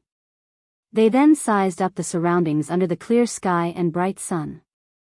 Such a bright and clear world was disturbed by Yu Qianqiu like this, and it seemed rather strange. Let's go back. Oh Sihai sighed as the few of them dived towards Fuxian Island. After returning to Penglai Pavilion, Oh Sihai told Feng Xiangtian and others in detail what happened just now. Everyone was stunned and surprised. Qing Nu, who had the cultivation of the final phase of nature's test, didn't catch Yu Qianqiu and let him run away. Guan Weiwu and Ferdinand looked at each other and secretly breathed a sigh of relief. In the main hall of the Wanfen Garden, Ma Jiugu, who was holding a walking stick, was standing in the middle of the hall with Lan Bingxiu as support. She was looking at Hibiscus, who was sitting motionlessly on a chair. Tears were silently rolling down Hibiscus's beautiful face. Obviously, she was restrained. Lan Bingxiu looked at the face that was even more beautiful than hers, and her expression was indescribable. After the banquet was over, Ferdinand angrily returned and greeted Ma Jiugu, Jiugu. There was quite a commotion above supporting Immortal Island just now. What? Could it be that Qing Nu, that old fellow, had made a move on Yu Qianqiu? What happened? Ma Jiugu turned around and asked. Hibiscus, who couldn't move, looked at her father anxiously. Yu Qianqiu. Hey! That brat was a bit impulsive. At first, the sect leader didn't plan to do anything to him. He just wanted to put on a show in front of Qing Nu. Who knew that when he saw that his master didn't say anything to help him, he actually cut ties with Guan Weiwu in front of everyone. Their master-disciple relationship ended there. The sect leader was also angry and expelled him from the supporting Immortal Island in public. It's funny that Qing Nu chased Yu Qianqiu to the outside of the supporting Immortal Island. In the end, with Qing Nu's cultivation of the final phase of nature's test, she couldn't catch Yu Qianqiu and let him escape. Ha! I really don't know how that brat has such ability. It's really incredible. Ferdinand shook his head and smiled bitterly. That old fellow, Qing Nu, didn't catch Yu Qianqiu? Ma Jiugu was stunned. Lan Bingxiu was also shocked. Hearing this, Hibiscus, who had tears in her eyes, immediately relaxed. Her large eyes flickered. Others might not know, but she knew that Yu Qianqiu had the ability to appear and disappear unpredictably. It was normal that others couldn't catch him. He escaped, but from now on, he is no longer a disciple of supporting Immortal Island. Without the protection of supporting Immortal Island, the Luo sect and Anquangsung will definitely not let him go. Sigh. Jiugu, why didn't you come forward to persuade the sect leader? I believe that if you had come forward, this matter wouldn't have escalated to this point, Ferdinand asked. I'm old and a little muddle-headed. I never interfere with the decisions of the supporting Immortal Island. Ma Jiugu turned around and stared at Hibiscus and asked, I heard that your girl's face was cured by Yu Qianqiu? Yes. Ferdinand nodded and said, this disciple will not hide it from you. Yu Qianqiu went to the demon domain and got a lot of spirit grasses. He secretly hid them and didn't hand them over. Instead, he secretly refined a furnace of Rui Dan for Rong-er. Just like that, Rong-er's face was cured. Rui pill? Even Ma Jiugu couldn't help but exclaim, is it the legendary Rui pill that can keep youthful, detoxify, nourish one's face, and make one immune to hundreds of poisons? According to Yu Qianqiu, it should be. You didn't see the appearance of the Rui pill at that time. Not only did it give off a pill halo, but it also emitted 7 colored rays of light. It was the first time in my life that I saw such a pill. It was an eye-opener. Ferdinand sighed. Hearing this, Lan Bingxiu looked at Hibiscus with an envious expression. Which woman didn't want to stay youthful? Your girl is so lucky. Sigh. If I had encountered such a pill in the past, I wouldn't have gotten the name Ma Jiugu. Last lawn, let's go. Let's not look at it, lest we get envious. Let's go. Let's go. Ma Jiugu shook her head and sighed. She slowly walked out with Lan Bingshue's help. When Yu Qianshou was being chased by Qing Nu and was about to enter the cloud, he was scared out of his wits when he looked back. The other party actually teleported in front of him. As soon as he entered the cloud, he immediately flashed back to Utopia without saying anything. He didn't dare to be long-winded. A cultivator at the final stage of the crossing calamity stage was simply too terrifying for him. The reason why he disappeared into the cloud was that he didn't want to expose the secret that he could disappear into thin air. Who knew that he would almost be killed? After appearing in Bai Suzhen's room in the Misty Palace, he finally felt safe. He breathed a sigh of relief and wiped the cold sweat on his forehead. Bai Suzhen suddenly looked back. Seeing him like this, she walked up to him and asked with concern, "What's wrong?" "Damn it. I'm so unlucky today. I was just expelled from the supporting Immortals Island, and now I'm being chased by a cultivator at the final stage of the crossing calamity stage by Anquansung. Just a little bit more. If he had killed me before I could react, I might not have been able to come back. I was so scared." Yu Qianshou said in a relaxed manner after the fright. "You were expelled from the supporting Immortals Island? Why would a cultivator from Anquansung want to kill you? Is it because you helped me investigate the 4 treasures?" Bai Suzhen grabbed his arm. Especially when she saw the long hem of his robe. He was naked behind his buttocks and his legs were exposed in front. Who knew what kind of danger he had encountered? Yu Qianshou gently pressed her hand and said with a smile, "Sister, don't think too much. It's not your fault. It's my fault." Bai Suzhen, on the other hand, didn't think so. She only thought that he was comforting her. She bit her lips and said, "I can take my time with my matters. You must pay attention to your safety outside." In her heart, there was nothing more important than Yu Qianshou's safety. Yu Qianshou shook his head and smiled bitterly, "I'm afraid it's too late now. I believe it won't take long for the whole cultivation world to know that I was expelled from the supporting Immortals Island. At that time, I'm afraid that the Daluo sect and Anquansung will cast their net to find me. It's not convenient for me to show myself in public for a while. Then you shouldn't go out during this period of time." Bai Suzhen's peerless features gently lifted as she looked at him worriedly. Yu Qianshou was a little dazed. He had the urge to hug and kiss her. Just when he was thinking about it, his divine sense suddenly fluctuated. Someone was looking for him. Yu Qianshou was surprised and said, "It's news from the Pillar of General's office. Could it be that there's an improvement in the mission that I gave to little Tian?" "Sister, I have something to do. I'll go out for a while." As soon as he finished speaking, he took off his long robe and put it on. Then, he disappeared without a trace. Bai Suzhen bent down to pick up the torn clothes on the ground and held them in her hands. Her pretty face was filled with worry. Chapter 216. The rear garden of the National Pillar's mansion had become a forbidden area. Actually, there was nothing they could do about it. At this time, there were many people in the rear garden. There were adults and children, and all of them were dressed shabbily. None of them were presentable, and they all looked at the surrounding courtyard with fear. No one dared to make a sound, and there were probably more than 100 people. These people were brought here by Ling Feng and the others while they were cultivating in the capital. Nowadays, the 3 of them could be said to be living a comfortable life.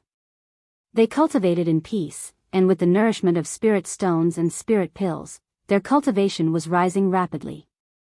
In the past, it was something they didn't even dare to think about. They didn't have to worry about food and drink, and there was no one to restrict them. They also had the money Shi Xiaotian gave them to spend. Although they couldn't normally appear in the general's mansion, they would climb over the wall and stroll around the capital when they were free. The 3 of them did not dare to neglect the task that Yu Qianshou had entrusted them with. The purpose of their stroll was to find people with spirit roots for cultivation. Shi Xiaotian looked at the group of people in the rear garden and didn't know whether to laugh or cry. What kind of people did Ling Feng and the others bring here? Most of them looked like beggars, or they looked like they were in dire straits. Some of them had eaten their fill and were squatting in the shade of a tree, scratching lice. On the wall of the small courtyard, Ling Feng and the others sat side by side, while Shi Xiaotian stood on it. The four of them looked at the group of people in the garden. Shi Xiaotian smiled bitterly and said, "Ling Feng, did you bring all the beggars in the capital here?" Bei Zi looked up at him and smiled. "If the three of us really brought all the beggars in the capital here, even 10 of your generals' mansions wouldn't be able to accommodate them, let alone this garden. We also want to bring some decent people for boss, but boss already told us to keep a low profile. If we brought so many ordinary people here, I'm afraid that the government would have long been alerted and people would have noticed. Look at these beggars and vagrants, they don't have families, and they're all alone. Without them, no one in the capital would know." Shi Xiaotian waved his finger and said, "But look, why did you bring even old men here? What does boss want them for? That's good. At least they won't starve to death on the streets." It was rare for Xian Ping to say such a long sentence. Ling Feng nodded and said, "Boss said that as long as they don't belong to any sect and have spiritual roots, regardless of age, the more the better." Sigh. "Let's wait for the boss to get here first." Shi Xiaotian shook his head and raised a small silver ball in his hand. He asked doubtfully, "I just used my divine sense to check inside and found that it's empty. Can this really summon boss? It should be possible. Otherwise, boss wouldn't have given this to us for no reason." Ling Feng said. Shi Xiaotian looked at the silver ball in his hand and smiled bitterly. "I hope boss can take them away as soon as possible. Otherwise, there will be hundreds of people eating every day." "What? Your Grand General's residence can't even support 100 people?" Yu Qianqiu suddenly appeared on top of the wall and laughed. "Boss." The few of them turned around and exclaimed in surprise. After Shi Xiaotian's joy, he smiled awkwardly and said, "Boss, that's not what I meant. It's just that my father is about to return to the imperial court. I'm afraid it will arouse my father's suspicion.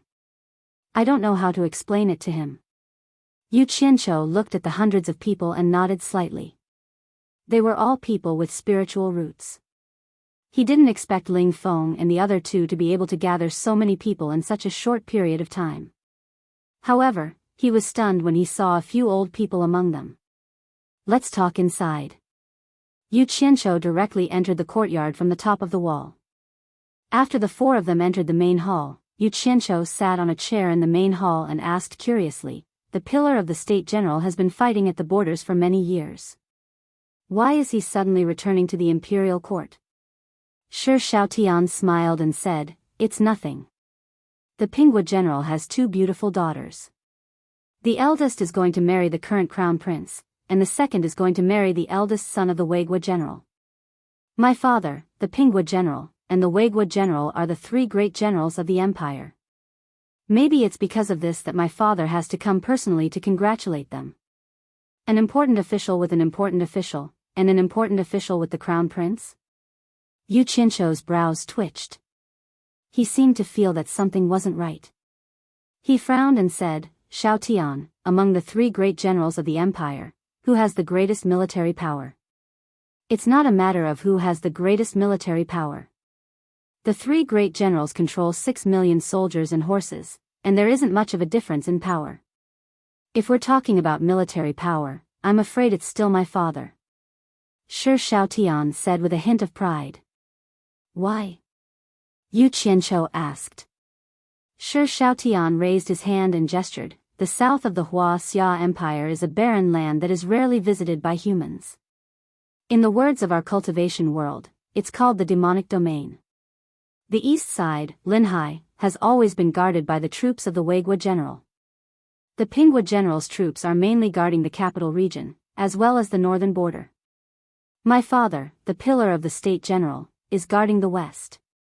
The east side, Linhai, has no neighbors. The south is barren, and although it's dangerous, there are no wars.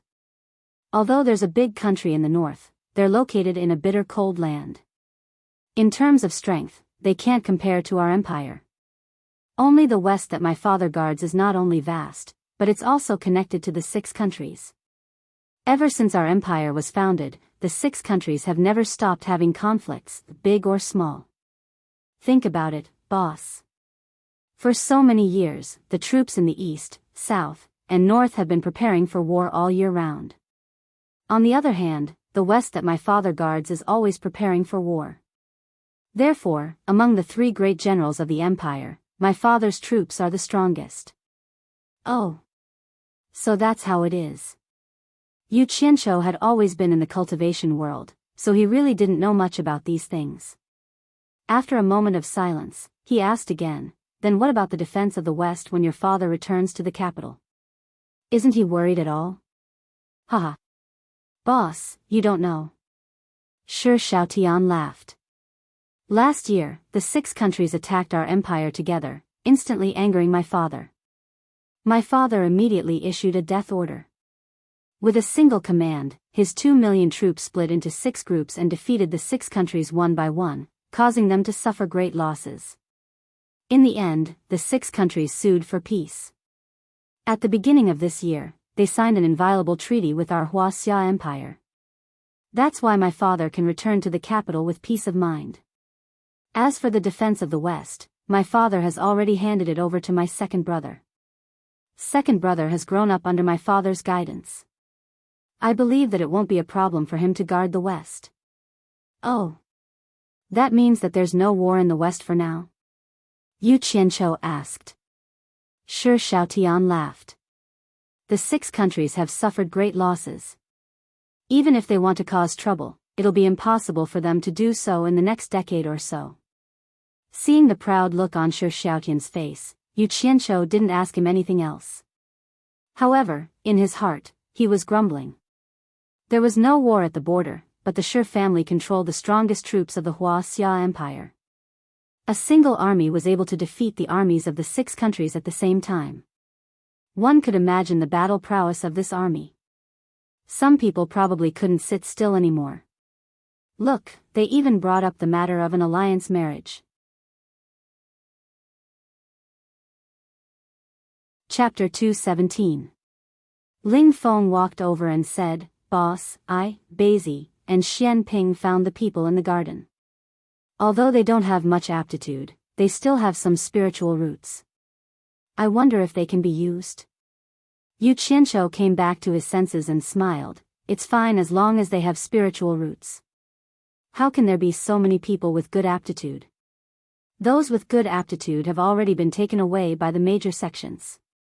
You guys won't even have the chance to find them. But why did you bring the old man here? Shi Xiaotian glanced at the 3 of them and laughed in his heart. Ling Feng was startled and said, Boss, didn't you say it's better to have more people regardless of age? Did I say that? Yu Qianzhou was stunned and immediately came to a realization, oh. I think I did say that before. Forget it, it's better than nothing. We can bring them back to cultivate and they'll be stronger than ordinary people. With so many people, we'll be worried about our food supply. It's better to bring them back and not do anything else. We can be self-sufficient.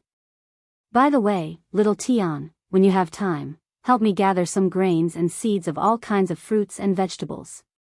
I have great use for them. The 3 of them didn't know what he was going to do. Shi Xiaotian nodded and agreed.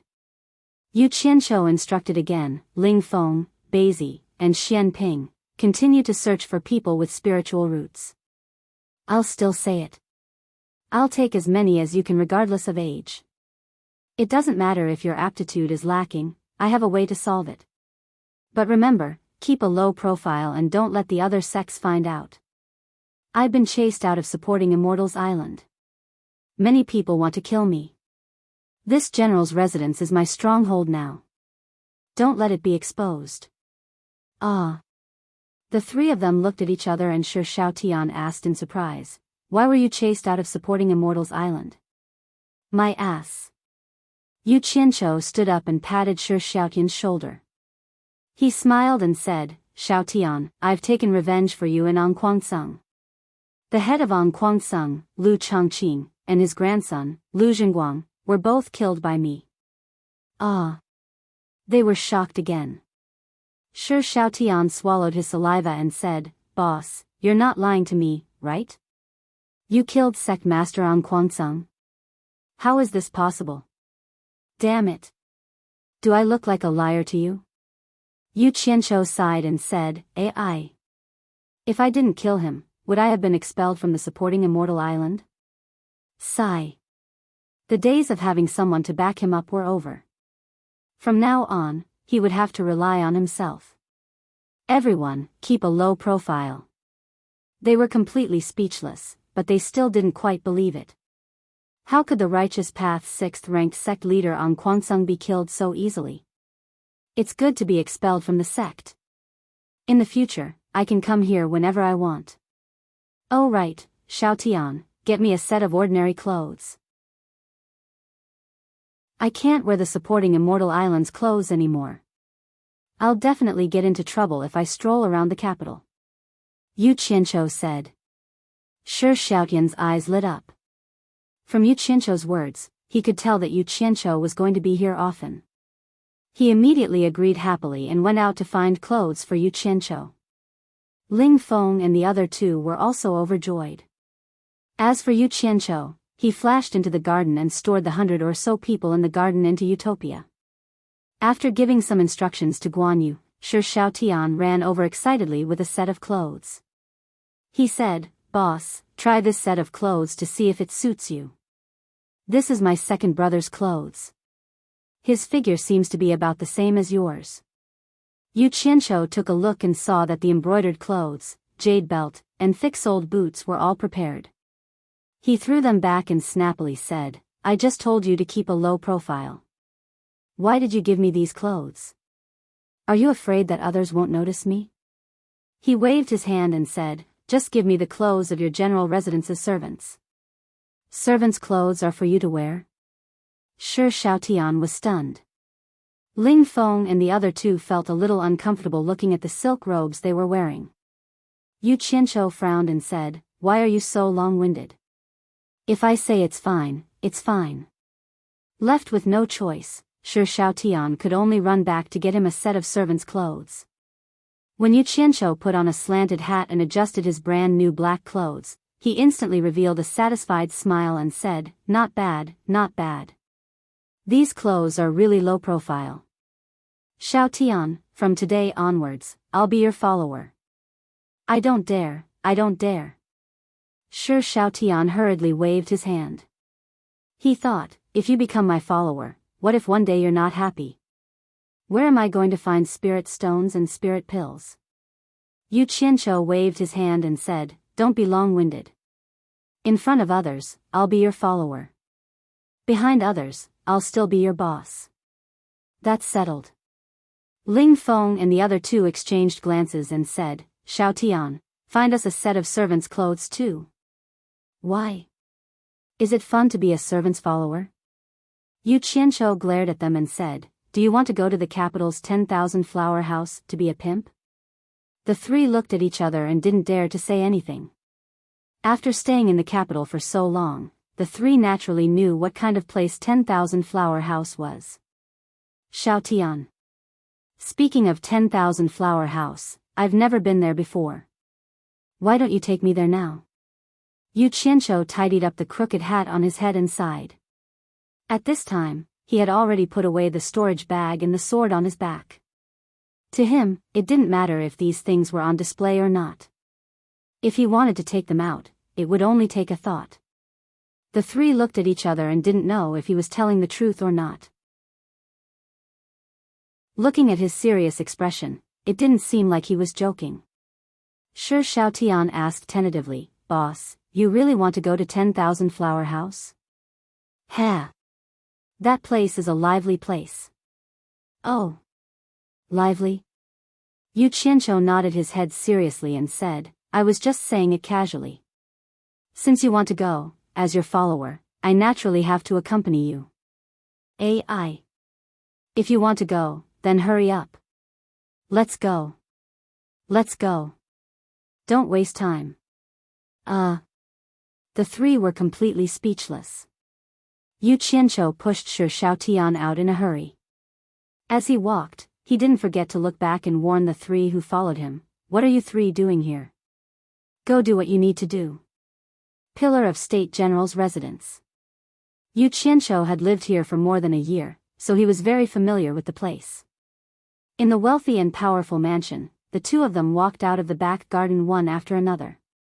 The servants who passed by saluted when they saw Shi Shaotian, but when they saw the servant in new clothes behind him, they all felt that he was very unfamiliar. They all secretly muttered, "Why haven't I seen the third young master's servant before?" Shi Shaotian walked confidently in front, while Yu Qianqiu followed behind with his hands behind his back. His aura wasn't any weaker than the former's, but it seemed that his awareness as a servant was a little lacking. When the two of them were about to pass the main hall, a beautiful woman walked out. The two women on her left and right were also quite good-looking.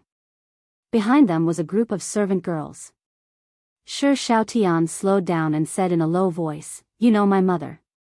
The two beside her are my eldest sister-in-law and second sister-in-law. They married a few years ago, so you haven't seen them before." The two of them inevitably bumped into each other. Shi Shaotian bowed and said, "Mother. Eldest sister-in-law, second sister-in-law." The servants on the other side also bowed to Shi Shaotian. Li Hongyang looked at her son lovingly. Her eyes inadvertently glanced at the servant behind her son and was slightly startled. Not only did this servant not bow to her, he actually stood there with his hands behind his back. Yu Qianqiu looked at her and nodded with a smile. When Li Hongyang saw who it was, she was immediately shocked. When the woman beside her saw Yu Qianqiu, she frowned and said, "Uncle, is this the new retainer? Why isn't he bowing to mother?" She immediately turned around and shouted, "Housekeeper, who brought this servant? Why doesn't he know the most basic manners of servants? Someone come. Bring him to teach him the rules." Chapter 218. Hearing this, Yu Qianqiu was dumbfounded. Not only him, Li Hongyang and Shi Shaotian were also dumbfounded. Not far away, a man in his 50s jogged over and repeatedly smiled apologetically at the woman. He shouted at Yu Qianqiu in a low voice, "Still not coming with me, eh? Mr. Yu." The housekeeper was Shi Shunqing, a retainer of the general's office. He had met Yu Qianqiu many times in the past, so he was familiar with him. He more or less knew what kind of person Yu Qianqiu was. When he saw Yu Qianqiu's face clearly, he was dumbfounded. Close to 10 years had passed, and his own appearance had already aged. However, Yu Qianqiu still looked the same, just that his appearance had become more mature. He naturally recognized him with a single glance, and was immediately at a loss as to what to do. "Shunqing, this has nothing to do with you. Take all the servants away. I haven't seen my wife for many years, so we have something to talk about." Yu Qianqiu came back to his senses and smiled. He ordered the housekeeper to leave. Shi Shunqing nodded repeatedly. After getting Li Hongyang's permission, he took the group of servants away. Seeing that the housekeeper didn't listen to her, the woman was a little annoyed. She glared at him and said, "Does the general's office have any rules? Wanshi, don't be rude." Li Hongyang stopped her. The other woman next to her quietly watched everything that happened just now. The servant in front of her was obviously not simple. How could a normal person order the housekeeper of the general's office? "Mother, these servants are getting more and more unruly. If you don't teach them a lesson, they will bully their master in the future. Mother is kind, so you can't be cruel. Why don't you let your wife discipline them instead?" The woman seemed to have lost a nerve in her head and was still chattering. The other woman had already pulled her a few times, but she still didn't notice. "Shut up." Li Hongyang also scolded her wife. In her impression, Yu Qianqiu was like a god. Back then, he just casually drew a path and trapped her eldest son for a few days. How could she offend him? Damn it. If you continue to nag, I'll sell you to Africa. Yu Qianqiu was speechless when he met such a woman. He pointed at the woman's pretty face and asked Shi Xiaotian, is this your sister-in-law? Is it Shi Youtian's wife or Shi Yintian's? Shi Xiaotian looked at him with a wry smile and thought to himself, if you don't wear this servant's clothes, how could you have caused such trouble? Li Hongmiang took over the conversation and introduced awkwardly, Mister, please don't be offended. This is Bao Wanshi, the wife of my eldest son, Yu Tian, and this is Situ Hui, the wife of my second son, Yin Tian. Bao Wanshi? Yu Qianqiu sized her up and laughed coldly. She doesn't live up to her name. Why did Yu Tian choose such a shrew? In my opinion, he should just divorce her. His words were not polite at all. The people at the side were speechless.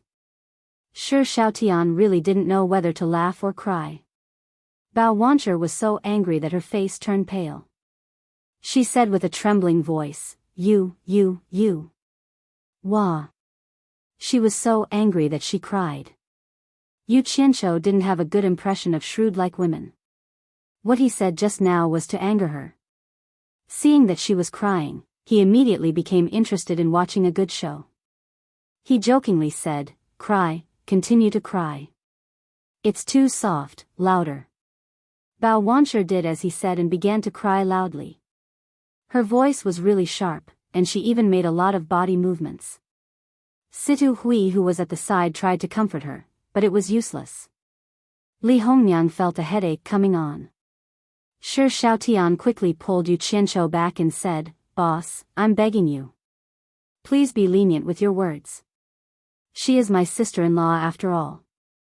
Just give me some face, okay? Who made my wife cry? A voice that pretended to be angry was heard with a hint of laughter. Yu Qianqiu turned to look. A person walked out from the entrance. He wore a scholar's hat and a vermilion official's robe. Who else could it be but the Shi family's boss, Shi Youtian? However, he seemed much more mature than before, especially with the two small tufts of beard on his mouth. Wah! Bao Wanshi acted as if she saw her savior. She wiped her tears and rushed into Shi Youtian's arms. She began to complain about all her grievances. Humph! There's such an evil servant. Wanshi, don't cry. I'll teach him a lesson for you. Shi Youtian let go of his wife and walked over with large strides. Haha. Interesting. Yu Qianqiu couldn't help but clap his hands and laugh. He said, Shi Youtian, we haven't seen each other for so many years. I didn't think you'd become a flower protector. I'd like to see how you'll teach me a lesson. How dare you? After Shi Youtian saw the person's face clearly, the words he was about to shout got stuck in his throat. His face turned red. When he came to his senses, he hurriedly lifted the hem of his official robe and ran over to pay his respects. Yu Tian greets Mr. I haven't seen Mr. for many years. You've been well. No matter what their relationship was like in the past, meeting old friends was always a happy thing.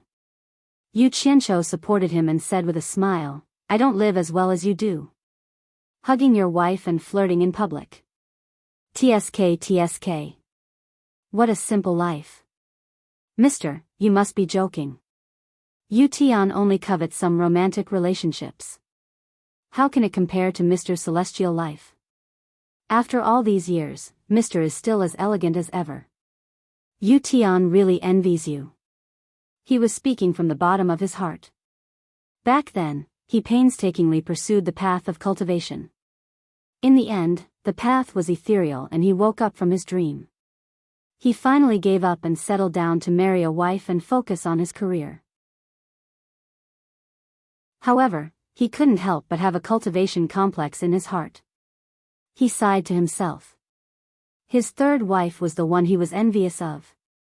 He often wanted to chat with his third wife, but it was difficult to see her leave the forbidden area of the back garden. At this moment, Bao Wanshi was no longer crying. She was looking at her husband with her mouth wide open. No matter how stupid she was, she could sense that the servant in front of her was not ordinary. Shi Youtian waved at her and said, Wanshi, come and greet Mr. Ah. Bao Wanshi didn't know where to put her hands. She walked over gracefully and saluted with a flushed face. Bao Wancher greets Mr. I was reckless and offended Mr. just now. Please forgive me, Mr. Si Tuhui, who was at the side, was very obedient. She didn't need to be reminded and came over to bow. Si Tuhui greets Mr. Humph. Yu Qianqiu snorted coldly at Bao Wancher and ignored her. Instead, he raised his hand at Si Tuhui, indicating that she didn't have to be so polite. He smiled and said, Are you Yin Tian's wife? I'm old acquaintances with your husband. Wife? Husband? This mister's words were a little rude. Si Tuhui muttered to herself, but she nodded with a smile and retreated to the side. Sure, Yu Tian saw that Yu Qianqiu was ignoring his wife's apology. He immediately gave his third brother a look, asking him to plead for leniency. Sure Xiao Tian understood and walked over to pull Yu Qianqiu. He smiled and said, Boss, my sister-in-law actually has a good heart. She's just a little outspoken. Don't bother with her. That's right, that's right.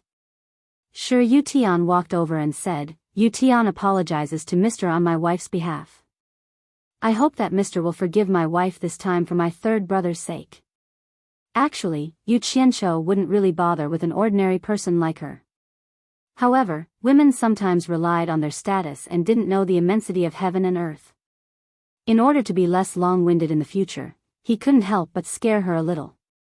He immediately pointed his finger and shouted, Bao Wancher, I'll spare your life this time for the sake of the Shi brothers. If you dare to do this again, I'll definitely take your head. When that time comes, it'll be useless no matter who pleads for mercy. Hurry up and thank Mr. Sure Yu Tian tugged at his wife. Bao Wancher felt very wronged. How could she be treated worse than an outsider in her own home? However, she still thanked him honestly. This matter was settled just like that. Bless the heavens. Yu Qianqiu patted his shoulder and sighed, Xiao Tian and I are going to Wanhua brothel. Do you want to join us? Sure Xiao Tian almost vomited blood. He looked at his mother, who was glaring at him, guiltily. Si Tuhui's face was already red. Bao Wancher's eyes were wide open. Sure Yu Tian kept smiling foolishly at Yu Qianqiu. This question was very difficult to answer. In fact, he really wanted to go out with Yu Qianqiu. It was not for the fans of Wanhua brothel, but purely for Yu Qianqiu. However, his wife, mother, and sister-in-law were all at the side. How was he supposed to answer? Yu Qianqiu joked, Are you going or not? Why are you smiling foolishly? Give me an answer. Sure Xiaotian's expression twitched. Boss, you just want to see the world in chaos. You're not allowed to go. Bao Wancher opened her arms and stood in front of Sure Yu Tian. She glared at Yu Qianqiu and said, Even if you kill me, I won't let him go to that place with you. Oh. I didn't know that she was a feminist. Yu Qianqiu chuckled and said, Yu Tian, since your wife doesn't want you to go, then forget it. Xiao Tian, let's go. With that said, he walked straight out. Sure Xiao Tian lowered his head and followed behind as if he was looking for ants. Hey. Mister, wait. Sure Yu Tian was a little anxious. If you dare to go, I'll fight it out with you. Bao Wancher jumped onto Sure Yu Tian and hugged him tightly. She didn't care about her image anymore. Not far away, Yu Qianqiu's laughter could be heard. Si Tuhui's eyes revealed a trace of curiosity. Who was this person? Chapter 219. The speed at which news spread in the cultivation world was very fast. It was much faster than the speed at which a horse could run or a pigeon could carry a message. Once the news of Yu Qianqiu being expelled from the supporting Immortals Island was released, it caused a huge uproar. Of course, an ordinary core formation disciple would not be able to cause such a huge uproar. The main reason was that the things he did had a huge impact. 100 Flowers Valley beat up the grandson of Sect Master Ang Kwangsung, and Hat Island beat up the son of De Luo Sect's Sect Master.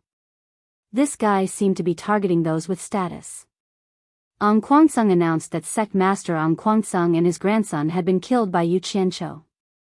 Ang Kwangsung offered a reward of 1 million high-grade spirit stones to anyone who could provide information about Yu Qianqiu.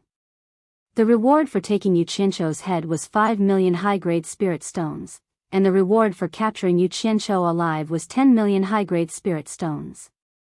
As soon as the news of the Azure Light sect was released, the entire cultivation world was boiling. A mere core formation disciple killed sect master Ang Kwangsung? It was hard to believe. However, for those from the small sects, 1 million, 5 million, or even 10 million upper spiritual stones were tempting enough for them. Now that Yu Qianqiu didn't have the support of supporting Immortal Island, he was just a core formation cultivator. He was no different from a lowly vagrant cultivator. There was nothing to be afraid of. Therefore, they sent out their disciples to investigate. Even if they did not expect to earn 10 million high-grade spirit stones, it would still be good if they could earn 1 million. Those poor rogue cultivators tried their luck everywhere. However, there was a rumor that Ang Kwangsung's ancestor Qing Nu failed to capture Yu Qianqiu when he confronted Yu Qianqiu. Instead, he allowed Yu Qianqiu to escape unscathed. However, after thinking about it, everyone understood that this was pure nonsense. How could a late-stage transcending tribulation cultivator fail to capture a core formation cultivator? It was a joke and a rumor. Under Ang Kwangsung's request, the entire cultivation alliance began to operate. All the righteous sects that joined the cultivation alliance would search for Yu Qianqiu in the cultivation world. If necessary, they could kill him on the spot. De Luo sect was especially supportive of this. At this moment, in the Wu clan's ancestral hall of the 4 major clans, the clan heads of the 4 major clans gathered together at the fastest speed. After receiving the news from Wu Sihai, the 4 clan heads weren't surprised that Yu Qianqiu was expelled from Fuxian Island. After the 4 clan heads had a discussion, they issued a secret order to the disciples of the 4 major clans to search for Yu Qianqiu in secret. Once they found him, they were to protect him at all costs until he returned to the 4 major clans. Once this news was out, the evil Dao was the happiest. The righteous sects actually had such an unconventional traitor. Moreover, he was a traitor of Fuxian Island. Moreover, he was such a famous traitor. If he could join the evil Dao, it would be a huge blow to the reputation of the righteous sections. Why wouldn't they do it? As a result, the entire evil Dao alliance began to operate rapidly. All the evil Dao sects had a common understanding that they would protect Yu Qianqiu at all costs when necessary. If any of the sects suffered any losses because of this matter, all the sects would compensate them together. In short, they must not let the righteous sects succeed. 10,000 demons Qiu Wuyuan clamored in high spirits as he personally commanded this leap operation. In an instant, both the righteous and the evil Dao took action. Yu Qianqiu had completely disrupted the entire cultivation world. No one knew if the righteous sects would succeed or if the evil Dao would be rampant. In the bustling streets of the Huaxia Empire, Yu Qianqiu was wearing black clothes and a small hat. He was dressed like a servant and was completely unaware of everything that happened in the cultivation world because of him. He was leisurely strolling behind Shi Shaotian. When he saw the people and carriages passing by and people looking at him with strange eyes, Yu Qianqiu immediately restrained himself. Not to mention anything else, the fact that he was misunderstood by Bao Wancher at the general's mansion meant that he was not good enough at acting as a servant. Thus, he found a passerby as a comparison. He put down his hands behind his back and straightened his chest. He followed behind Shi Shaotian with a dejected look. "Boss." Shi Shaotian turned around and was stunned. Why did his boss look like a thief? He said in a daze, "Are we really going to Wanhualu? F***CK. Have you ever seen a young master call a servant boss? Please act more properly and call me Little Qian." Yu Qianqiu rolled his eyes. Little Qian, are we really going to Wanhualu? Shi Shaotian said a little unnaturally. "Young master, if you say so, we will go." Yu Qianqiu put on a servant's smile and thought, Wanhua Lu is so famous in the capital. I wonder what the difference is between the brothels of the ancient times and the ones in my previous life. I wasn't in the mood before, but now that I'm interested, I'll be letting myself down if I don't take a look. When did I say I wanted to go? It seems like you're the one who said you wanted to go. Shi Xiaotian was speechless. He originally wanted to get a carriage, but he didn't know why Yu Qianzhou rejected it and insisted on walking. Wanhua Lu should be considered as the #1 brothel in the Huaxia Empire. There were branches in all the bigger cities in the empire. To be able to obtain the title of Wanhua and make so many men flock to it like ducks and spend money like water, it definitely had its own unique points. Yu Qianzhou came because of this point. This was the #1 brothel in the world. Compared to the #1 brothel in the world, Fu Xian Island, it seemed like more people knew about the former than the latter. The night was about to turn dark. On a small street that wasn't the main street, the moment one entered the street, one could smell the fragrance of pink powder. This small street was abnormally bustling with people walking to and fro, rubbing shoulders with each other. It was a street where one could eat, drink, and be merry. This was all thanks to the #1 brothel in the world, Wanhua Lu. When the two walked in, Yu Qianzhou exclaimed in admiration that this was a first-rate place to spend money. Shi Xiaotian's face also became lively. Suddenly, there was a crowd of people rushing towards the largest building in the middle of the street. That building was decorated with colorful makeup, and it was even more beautiful than a bride's. The fragrance of pink powder was coming from that building. Needless to say, this was definitely Wanhua Lu. The two of them were swept by the crowd. Shi Xiaotian turned his head and looked at the crowded carriages on the street. He was secretly glad that he didn't take a carriage. Yu Qianzhou patted the shoulder of a person beside him and asked, "Brother, why is it so lively here? Is Wanhua Lu like this every day?" That person was trying his best to squeeze forward. Hearing this, he looked at Yu Qianzhou with surprise and said, "One look and I know it's your first time here. Today is the day that the #1 courtesan of Wanhua Lu will appear. Normally, you won't be able to see it. It only happens once a month. If you're lucky, you might be able to see it." After saying this, he ignored him and continued to squeeze forward. The #1 courtesan of the world's #1 courtesan? How beautiful would she be? Yu Qianzhou was instantly interested. He secretly circulated his true essence, trying to push through the crowd. At this moment, a shout came from the street, "All of you, get out of my way." The crowd turned around and saw an officer riding a large horse leading a large group of soldiers. They began to part the crowd and cut in. The commoners didn't dare to block their way, and the crowd began to squeeze to the sides again. The entrance of the 10,000 flower house was immediately surrounded by a group of soldiers wielding shining long sabers. Although there were soldiers guarding the entrance, the carriages on the street still couldn't enter. Hence, there were more soldiers protecting a group of people who got off the carriages and walked towards Wanhua Lu. Looking at the clothes of these people, they were probably nobles.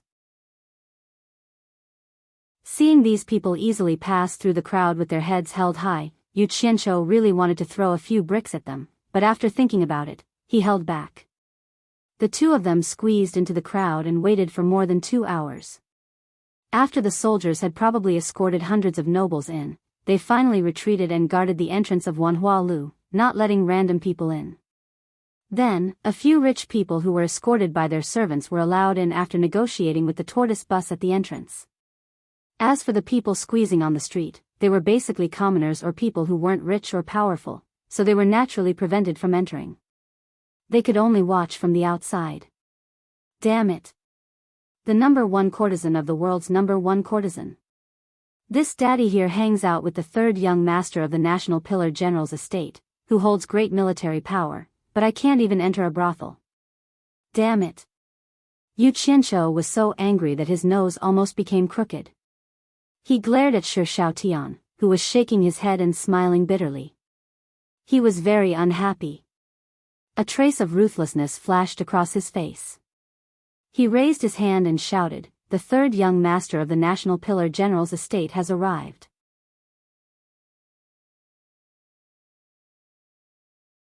Chapter 220. His voice was loud and clear. The moment the name, Pillar of the State General, was announced, it immediately produced a miraculous effect. The clamoring crowd immediately quietened down. Schwa! Everyone turned their heads to look in one direction. Becoming the center of attention, Shi Xiaotian was momentarily stunned. He never expected Yu Qianzhou to make such a move. At the entrance of the thousand-flower brothel, the military officer holding the saber by his waist looked over in shock. Yu Qianzhou, who was dressed as a house servant, was naturally unable to attract his attention. Seeing Shi Xiaotian in his luxurious robes, he was a little shocked. As the third young master of the Pillar of the State General's residence, although Shi Xiaotian rarely appeared in public, he had still seen him on a few occasions. As a soldier, the Pillar of the State General who had been fighting at the western borders for many years was undoubtedly the idol of the entire Huaxia Empire. He also had a very high prestige among the citizens of the empire. Especially last year, when the general's 2 million soldiers split into 6 groups and defeated the 6 countries, forcing the 6 countries to sign an armistice, it pushed the reputation of the Pillar of the State General to the peak. In their hearts, the Pillar of the State General was the guardian of the Huaxia Empire. Out of the way! The military officer shouted excitedly. The citizens also had a look of surprise on their faces as they squeezed to the side, afraid to block Shi Xiaotian's path. The military officer waved his hand, and the soldiers guarding the thousand-flower brothel immediately split into 2 groups, rushing into the path that the citizens had vacated. They lined up neatly on both sides of the path. The military officer strode towards Shi Xiaotian and waved his hand to open his cloak. Holding the saber in his hand, he knelt down on one knee and said in a clear voice, "This general is the City Guard Patrol Commander Yuan Fei. Greetings, third young master." "Greetings, third young master." The 2 rows of guards and the guards of the thousand-flower brothel all knelt down in unison. It was unknown which citizen knelt down first, but the citizens of the entire street all knelt down with difficulty. Because it was simply too crowded, they all shouted, "This humble citizen greets third young master. This humble citizen greets third young master." Their shouts rang out one after another, and it was clear that they were all heartfelt respect. Shi Xiaotian was a little embarrassed. Coming to a brothel in the name of the National Pillar General's residence was not something to be proud of. Yu Qianzhou was dumbfounded. He didn't expect the Pillar of the State General to have such high prestige among the soldiers and citizens. He couldn't help but feel regret for his actions earlier. To have caused the citizens to love the Pillar of the State General in such a manner. His conscience really couldn't be justified. After all, he was a soldier in his previous life. To be able to command such respect from the citizens, it was impossible to do so without experiencing 1,000 miles of bloodshed. Yu Qianzhou was truly ashamed to have tarnished the reputation of a general like this. The nobles and the rich who had entered the 10,000-flower house were also shocked by the continuous shouts outside. Third young master? Which family's third young master had come to cause such a big commotion? They sent their servants to the door to inquire. All the soldiers and civilians on the street knelt down. Only the 2 young men dressed as a master and a servant stood out, making the servants speechless. At this moment, Shi Xiaotian couldn't help but roll his eyes at Yu Qianzhou with a little complaint. The latter smiled awkwardly. Shi Xiaotian circulated his true yuan and said loudly, "My fellow citizens, please get up. I, Shi Xiaotian, am not worthy of such a big greeting." His voice surged through the entire street, drowning out everyone's greetings. The soldiers and commoners were shocked. What a loud voice! As expected of the son of the National Pillar General. Like father, like son. Everyone thanked him and said, "Thank you, third young master." They got up with difficulty. "Commander Yuan, please get up." Shi Xiaotian reached out to help Yuan Fei up. When the latter heard the former's loud voice and saw him coming to help him up, his competitive spirit was secretly aroused. He wanted to see if he had real skills or was just using his voice to scare people. Who knew that he didn't even have the strength to resist and was lifted up just like that? Yuan Fei couldn't help but be shocked. What great strength! His gaze swept past the sword hanging on Shi Xiaotian's waist. No wonder he was brought up in such a manner. Seeing their commander stand up, the soldiers also stood up. Yuan Fei waved his hand and said, "Third young master, please." "You're welcome." Shi Xiaotian cupped his hands and walked forward under Yuan Fei's lead. Yu Qianqiu followed behind dejectedly. Stepping into the myriad flower house, Yuan Fei stayed outside to continue guarding while the pimp led the master and servant in. The lanterns were lit and the myriad flower house was filled with guests. Alluring women were walking around with plates of fruits, wine, and all kinds of delicacies. Hearing that the third young master of the National Pillar General's residence had arrived, the nobles who were already seated gathered downstairs to greet him. In terms of status and rank, there was no need to greet him. Many of the nobles had a higher rank than the National Pillar General. However, he was the one who held the strongest military power in the empire. He was someone who could make the entire Huaxia Empire tremble with a stomp of his foot. He was much stronger than those nobles who only had titles in name only. Shi Xiaotian gracefully greeted the crowd. One moment it was that little prince, the next moment it was this little prince. Shi Xiaotian handled the situation with ease. Yu Qianqiu nodded to himself. As expected of someone from the upper class. Today, he had finally witnessed the power of the National Pillar General's residence. He had a new plan in mind. They were in an enclosure, with a big performance stage in the middle. There were 2 levels of seats for spectators. The upper level was an open single room, while the lower level was a circle of single-table banquets. This should be the place where the courtesan Belle would sing and dance tonight to celebrate peace and prosperity. Shi Xiaotian arrived late. The single room upstairs had already been occupied. However, there was no need to worry. Naturally, there were people who knew their place and left one for him. The 2 of them were in a single room on the 2nd floor, one sitting and one standing. The one standing behind Shi Xiaotian was, of course, Yu Qianqiu. A servant couldn't possibly sit with his master in public, could he? Wan Hualu had arranged for some prostitutes to come over. However, Yu Qianqiu felt that they were too unattractive. He found an excuse that the third young master didn't want to be disturbed and chased them out. He was used to seeing beauties in the cultivation world. Naturally, he wasn't interested in the so-called beauties here. If it wasn't for the fact that he still wanted to see the courtesan that everyone was fighting for, he might have turned around and left. Soon, the performance on the central stage began. For a moment, the sound of zither, flute, and drums rang out. More than a dozen graceful women danced gracefully, causing the crowd to cheer. Yu Qianqiu originally thought that they were going to do a striptease or something. Who knew that after wandering around for a long time, there wasn't anything interesting at all. One group after another went down, and another group changed into different styles. They didn't have the awareness of a brothel at all. He really didn't understand why those princes and nobles were cheering. Yu Qianqiu wished that he could throw a grenade down and let those women who were baring their fangs and brandishing their claws quickly get off the stage. He wanted that courtesan to come up and take a look as soon as possible. If she didn't look good, then they should leave as soon as possible to avoid wasting time. This brothel was too boring. The music played by those musicians didn't have any passion at all. When it fell into his ears, it was like a lullaby. It made him sleepy and yawn repeatedly. After an unknown amount of time, just as he was in a semi-conscious state, the commotion around him woke him up.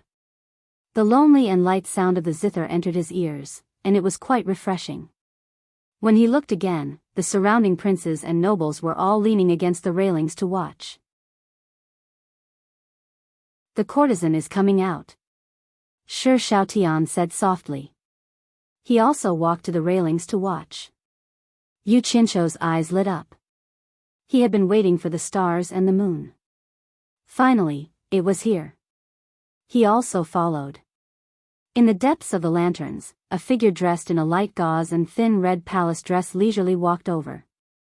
A long white jade hairpin was inserted into her jet black hair bun. The two ends of the hairpin were pulled up by a red veil that covered her face. Her pretty face was faintly discernible. It was hard to see clearly, but it was exceptionally alluring.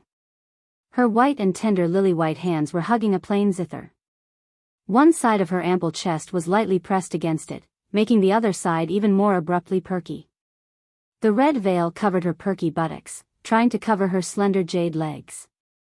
However, the boundless spring scenery was always inadvertently revealed when her jade legs strode forward. The beauty dressed in red lightly walked onto the stage. She put down the jade zither on the table that had already been set up by someone. She nodded slightly to the surrounding people and then sat down peacefully. The red veil on both sides of her buttocks was quietly pulled open, revealing her white and tender thighs. "Good!" Someone clapped and shouted. Immediately, it caused a loud commotion. Everyone agreed one after another. Yu Qianqiu finally became spirited. He clapped with all his might. Damn it! He finally saw someone who was pleasing to the eye. Although he couldn't see her face clearly, just based on her figure alone, it was already top-notch. The single room for the two of them was in a good position.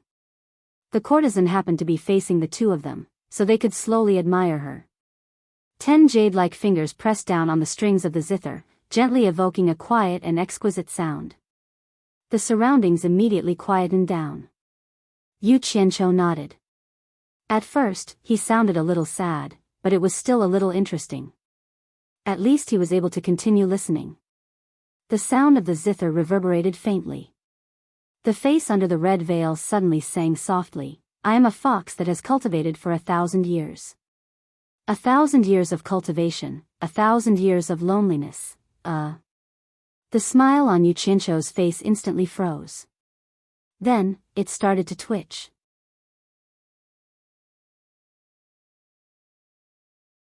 Chapter 221. It was a completely different tune from the Hua Xia Empire, with a different style and singing style. However, it was undeniable that it was indeed pleasant to the ears. It was completely different from the current high-pitched tunes that were popular. It was simple and mellow, yet moving. Even those ignorant and incompetent hedonistic sons could immediately understand the meaning behind it. Gradually, the image of a white fox trapped in love for 1,000 years appeared in everyone's mind. White fox. Shi Xiaotian's face was also filled with shock. How did this popular tune in the cultivation world spread to the myriad flower house in the secular world? Moreover, the person who composed this tune was right beside him. The two of them looked at each other, completely losing the mood to look at beauties. They looked at the Hua Kuei again. Although they couldn't be sure, they had a feeling that the other party was sizing them up intentionally or unintentionally. This Hua Kuei was probably not simple. The surrounding nobles had previously been drooling over the Hua Kuei's beauty, but now they were completely immersed in the Hua Kuei's singing. Even after the song ended, they still couldn't extricate themselves. After a long time, their exclamations turned into cheers. They all felt that this trip was not in vain, so they rewarded the Hua Kuei with gold and silver ingots. However, the Hua Kuei seemed to be indifferent to the praises and rewards of the crowd. Yu Qianqiu and Shi Xiaotian were no longer in the mood to stay. They turned around and were about to leave quietly. Suddenly, a coquettish voice transmitted into Yu Qianqiu's ears. "I didn't expect that the abandoned disciple of Fuxian Island that the entire Cultivation Alliance is looking for would actually be involved with the pillar of the state generals." Yu Qianqiu stopped in his tracks and suddenly turned to look at the Hua Kuei downstairs. Who else could it be if not her who was able to sing the White Fox? The other party could actually transmit a voice. It was clear that her cultivation was above the tribulation stage. No wonder he couldn't tell. Who was this person? Unfortunately, his cultivation was not at the stage where he could transmit a voice. He couldn't question her in public, could he? He could only reveal a stern and questioning gaze. Seeing his reaction, Shi Xiaotian also stopped. He didn't know what he was going to do. Yo! The third son of the National Pillar General was actually an early-stage foundation establishment cultivator, Yu Qianqiu, you've really found a good hiding place. Yu Qianqiu heard Hua Kuei's laughter again. Don't look at me like that. You want to know who I am? Then let's meet at the top of the highest mountain in the western suburbs of the capital. Come quickly.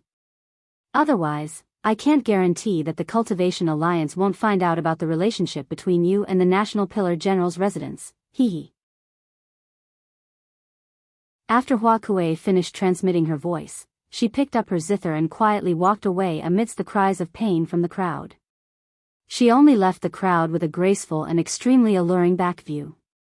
Many people beat their chests and stamped their feet, asking everywhere why the Oiran Queen left after just one song.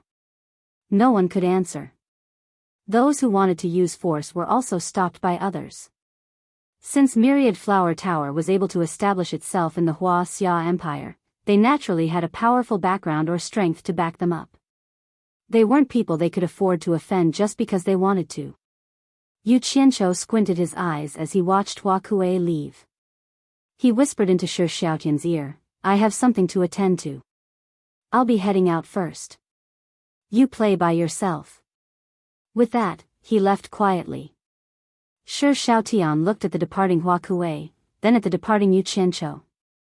He sat down thoughtfully.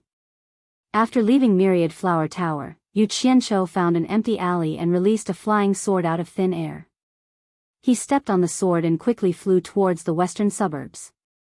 The people of the capital naturally couldn't see it in the dark. Even if they did see a stream of light, they would think it was a dazzling light. The highest mountain in the western suburbs was steep. It should be a place with few people. On the mountain, the chirping of insects could be heard. The silver moonlight covered the mountain peak.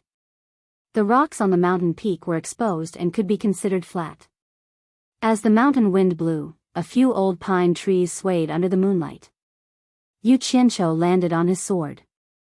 He flipped the sword in his hand and carefully looked around. Even if the other party was an expert at the end of the tribulation stage, he was confident that he could escape. It wasn't a big place. Under the moonlight, it was clear that the other party hadn't arrived yet. The terrain at the foot of the mountain was dangerous. In the depths of the forest, it seemed a little eerie. Yu Qianqiu looked at the dim lights of the capital. He stood on the mountain peak and welcomed the mountain wind.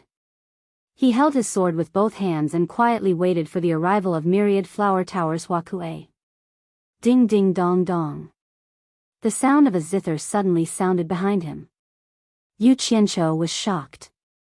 He suddenly turned around and his gaze fell on the few old pine trees. A woman wrapped in a red veil sat on the top of the tree and played the zither. Who else could it be other than that Hua Kuei? Damn it. Trying to scare me. Aren't you afraid of pricking your butt while wearing so little? Yu Qianqiu said in a deep voice, Who are you? Why did you ask me to come here? How do you know me? Hua Kuei didn't answer. Instead, she played the zither and sang, Yesterday was like the flowing river in the east, far away from me. Today, my heart is in chaos, how troublesome. Did you ask me to come here just to listen to you play and sing? Yu Qianqiu waved his sword and pointed at her. Hua Kuei was completely focused. It was as if she was deeply immersed in her own song. Only when the song was finished did she open her fingers and press on the zither to stop the lingering sound.